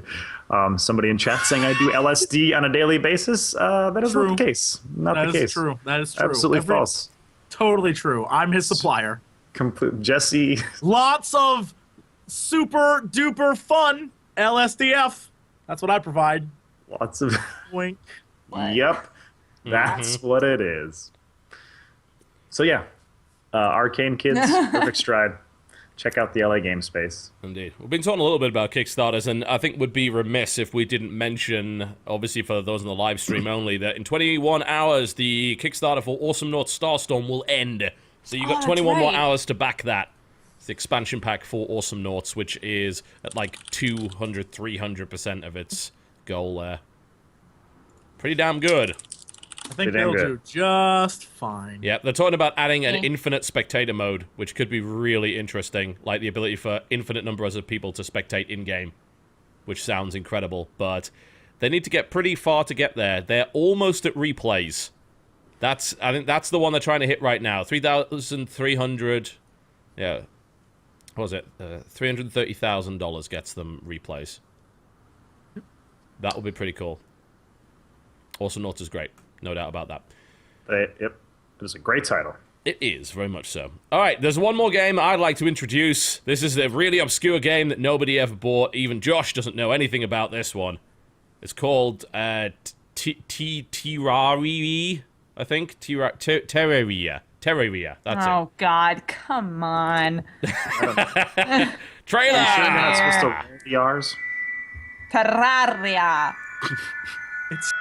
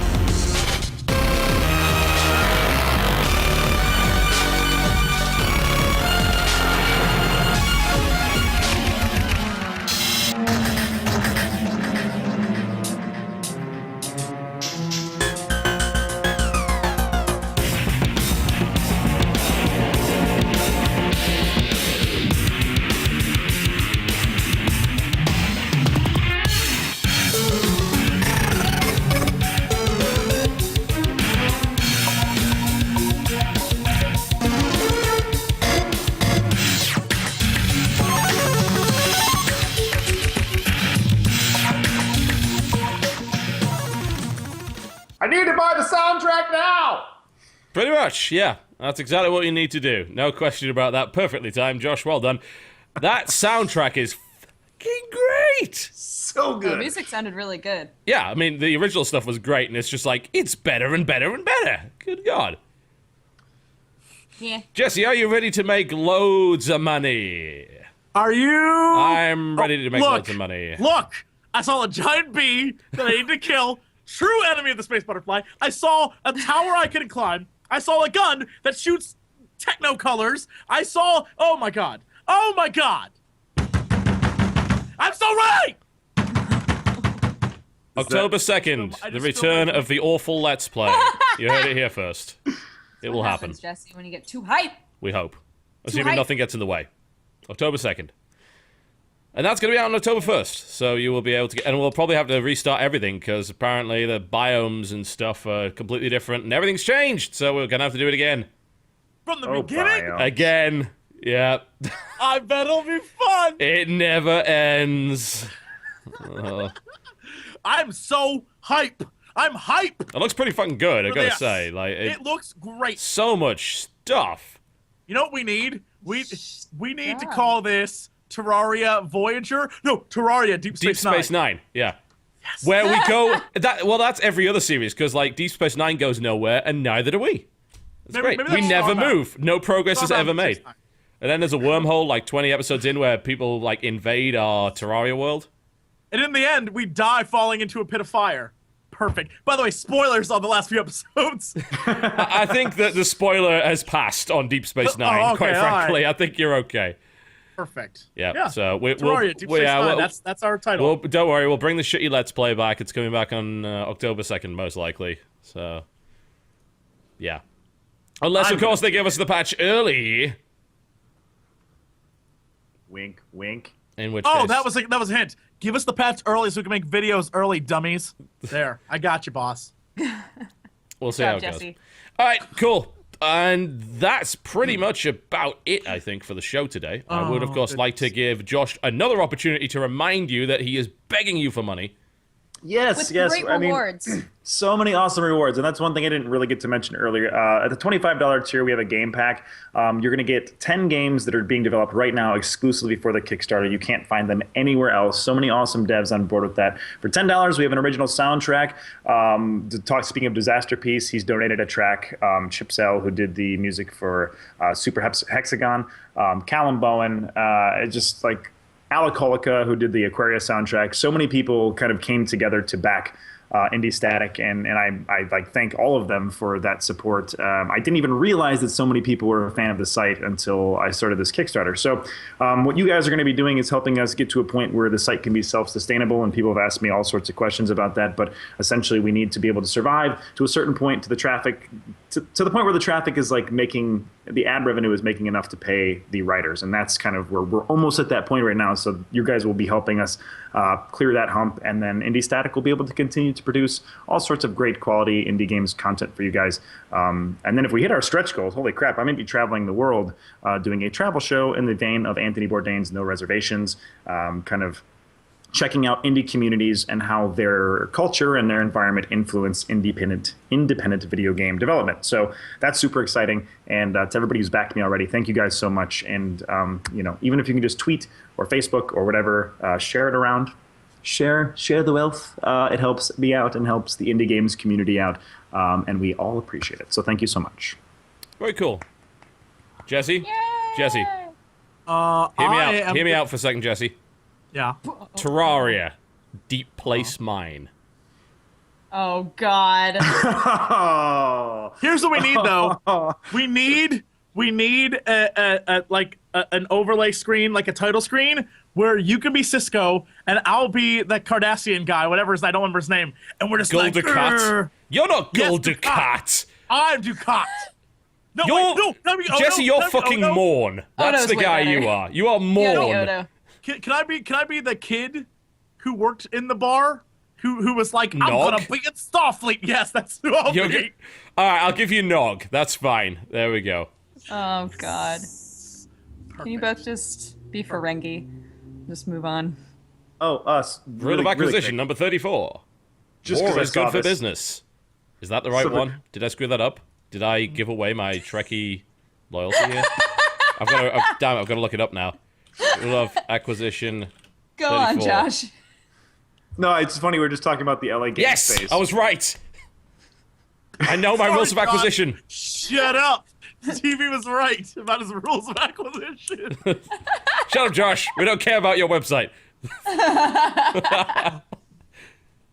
No, somebody just tweeted from IndieStatik that the LA Game Space has 23 games that you can buy and play right now with links if you go to IndieStatik.com. So if you guys do want to check out those games you guys saw, you can do so as of today, as of right now. Sweet. That's an aside. Some other, this doesn't help any of us. I know that Okay. we're in that section. Why are we talking but, about it? We're So the Oculus Rift VR Jam that went on, you can play 14 out of the 20 finalist games right now on their website if you have an Oculus Rift. That limits the demographic significantly, but I know, it's cool that they're but there anyway. it's still cool that you can play them if you want to. Definitely. Awesome. I agree with chat. I should be Q. Done. You would. No, You're not fucking come Q. on, Q. I'm Q.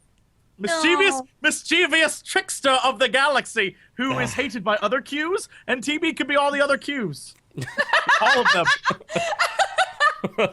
Perfect. Perfect. No, now it just needs to be next generation, and TB has to be Picard because Picard and Q just. Oh my God, yes. Perfect. Perfect. Done. Then I could beat Will Wheaton for a third time. It'd be great. Oh, shit. Oh, damn! Phaser's fired! Phaser's fired! Hey! Oh! Photon torpedoes, full spread. Oh, beautiful. All right, Jesse, what are you doing this week? What's happening? I am going to play games and have fun and hang out with my parents some more. How dare you. And that's it. That's my plan. The same videos that are always up, you'll find them on my channel. You should go there. Things happen. And then Fan Friday and the Green Light on the weekend. And that's what will happen. Dodge and I will play some more Dead Space. I'll play some more other games. Smiles will happen. Babies will be born. People will die. Circle of life. That's it. And then October. Coxtober. Coxtober. And then Coxtober. here's the best part. The scariest thing of all in Coxtober. Terraria. Wait, can I make it dark in here? I can't. Terror. Yeah.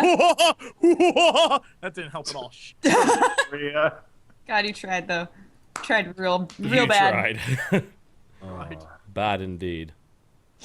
Oh. That's it. Mr. Biscuit, what are you doing this week? I'm pretty sure we haven't talked to Dodger yet. Oh, sorry. You can go first. I can No. go last. No, we won't do that. Well, I have gaming news Monday, Wednesday, Friday. Jesse and I play Dead Space on Tuesdays and Thursdays. I have another channel, Dexterity Bonus, where I talk to you about my day while I drink coffee every day. And next week, my content will be... Oh, Ruby, calm yourself. That dog downstairs. The best. I'm a big Dodger fan. I watch all of her videos. Subscribe. Thank Yeah, you, and you're like, Ruby. calm down. That dog's like, I just want you to love me and hold me like you hold your cats. Why can't you do that? Why can't you do that? I love you so much. And you're like, shut up, dog. I want to kiss you. I just want to kiss your face. And you're just like, stupid animal. Right. All of next week, my content will be limited because I will be home for a wedding, and I'll be helping out with the wedding and spending time with my family and stuff. So that's going to be going on. Bride. Huh? Who's the bride? My cousin. She's very pretty, and I love her. And so I was a last-minute bridesmaid edition. Ow. So I'm going to be involved, and it's going to be super fun. I'm very excited. But yeah, so I'll be enjoying the fam and trying to put up videos, but we'll see. Yep. So that's me. Yep. And I didn't get a replacement for you next week. We're just going to do a three-man show. It'll be me, Jesse, and Guru Larry will be next week's guest. Guru Larry. Guru Larry, maybe one of the only men on YouTube that is more British than me, so... As long as you replace me with a really ugly animal, like I always request. No problem. Get Ruby. Cool. Cool, good. That can be totally doable. We can make that happen. Yes. Just search ugly animal. Look, guys, go to TB's subreddit and post options for ugly animals. Do this. Yeah. Yeah, I don't think we can get Ashens as well. One, Ashens doesn't play many video games, and secondly, he's highly busy, so... There you go. Can't bring Krendor in, because he'd just bring everybody down. Really, that's true. I mean, I would That's have really told what you happens. that. I could have told you that weeks ago. TB, what are you doing? I am trying to finish all of my PAX videos, and I have done a lot of them so far, but I still have many more to go. The ones to go, I still have Defense Grid, Contrast, My Impressions of Dying Light, World of Warplanes, Dragons of Valenthia, that Natural Selection 2 video that we never released. Try to edit the WildStar footage into something that's actually worth watching. Recoil, Elder Scrolls Online, Galaxy, Bionic Dew's Dead State, Banner Saga single player, Scribblenauts interview, Necro, my full impressions of XCOM Enemy Within, Super Combo Man, Jazz Punk, Sound Dodger, and yeah. Those are the videos I've still got to do from PAX. And then I've got all the red ones, which I don't have code for. But I'm pretty sure Telepath Tactics just sent me something, so I can play that. And maybe Dragon Fantasy Book 2 and things like that. So, yeah, that's cool. And I will still be trying to do WTF Is. I am doing pretty much arenas 5 days a week now for Hearthstone, because you guys keep watching the bloody things. So I would be out of my mind not to at this stage. So I'll be doing that. I will probably do another stream this week because it was super successful and I was really happy that everyone had fun with it. So I'm hoping to do that again. As to when that's going to happen, I am not 100% sure on that. I probably have a busy Saturday because we're doing Dark Heresy once again with roleplay with JP, In Control, and DJ Wheat. So that will be happening. That's some Warhammer 40,000 role-playing. That's going to happen Saturday. I believe it's going to be 1 p.m. Yeah, I'm pretty sure it's 1 p.m. EDT, but I'll have to double-check on that. So, yeah, keep an eye on JP's channel. He gives you information for that. Still want to do some WTFs. I want to look at Arclash Legacy when I get the chance, because I hear that's actually a good Cyanide game. We will see. We will see. There is also, of course, Hot Wheels, World's Best Driver. Yeah. Yep. I'm doing it. I'm doing it. I didn't do... WTF is Hot Wheels. Yep, I'm doing it. I didn't do Fast and the Furious Showdown. I let someone else suffer. I will take the hit this time. Hot Wheels, World's Best Driver. I will do that one. It will be incredible. And the Super Frog HD, but I really don't want to play that game. What else? Oh, I need to do one of Ridge Racer Driftopia, because they have an achievement that is going totally biscuits. Awesome. Which I'm almost convinced is my fault. So... You have to. And if it's not, I'm taking ownership of it anyway. So there we go. And yeah, so stuff. And content batch when I can. Chris is currently flying back from Romania and will probably be really, really fucking tired. So it's unlikely that you'll get it in the next couple of days. So just please bear that in mind. Wow, there's also a game called Timelines Assault on America that just appeared on Steam. What the... I don't know what this is. But that's a very, very silly name. Might have to have a look at it. We'll see. So that's what's coming. Cool. And Yeah. I think I'm doing another podcast tomorrow, but I don't know if I can even announce that. So whatever. Wow. Okay. Yep. Also, I was on podcast Red Supre with event Slow Beef mode. this week. So I tweeted the link to that, and it should be on the Red Supre YouTube channel quite soon. That's me and Slow Beef shooting the shit for an hour about Let's Plays and YouTube culture. I and things wonder like if that. they'll be mocking Let's Plays at all. Not much, what? really. Not that much. It was just me and him anyway, so it was an interesting conversation, I think. Cool. Cool. All right, and I think that is really about it, honestly. That's about it for the show. We have said what we wish to say, and we can leave now. This is the slowest exit. Yeah. Oh, by the way, you should definitely go to Twitter and follow us there. We all have things. And I That's think true. we'll go out on this quote that just got sent to me via Twitter. TB says, Oh. Let's Plays are crap, and everyone who does them is making lazy content, except for when it makes me money, like Terraria. Nope, it's lazy content. And terrible. And you idiots watch it anyway. So we'll do it. He said it's horrible. It's horrible. I never claimed it was anything else. Doing it. You guys keep fucking watching it. It's not my fault. No, guys, please continue to watch it. Ignore him. He's cranky. It's awful. He ate a hot pocket. I don't feel good about that. It did eat He's- a hot pocket. He's that's feeling true. bad right now. Just let him go. Everything Just- can only do this You know what, after guys? that. Yep. It sucks. I mean- it's a terrible show, and yet you guys like No, it it's anyway, wonderful. so whatever. Hot Pocket really- gives you -5 to charisma. Everybody It's knows that. quite humorous. It's great. It's It's the most fun I awful. have all week. It's an Don't ruin awful this for show. me. It's the Awful. only time I get to actively troll TV. Don't ruin this for me, internet. I will come to your house. I like money, so I will do those videos. You've been watching the Co-optional Podcast. Thank you very much for watching. We will see you next time. Good night. Goodbye. Goodbye. Bye! Your Bye. house. Kickstarter, IndieStatik. Yeah.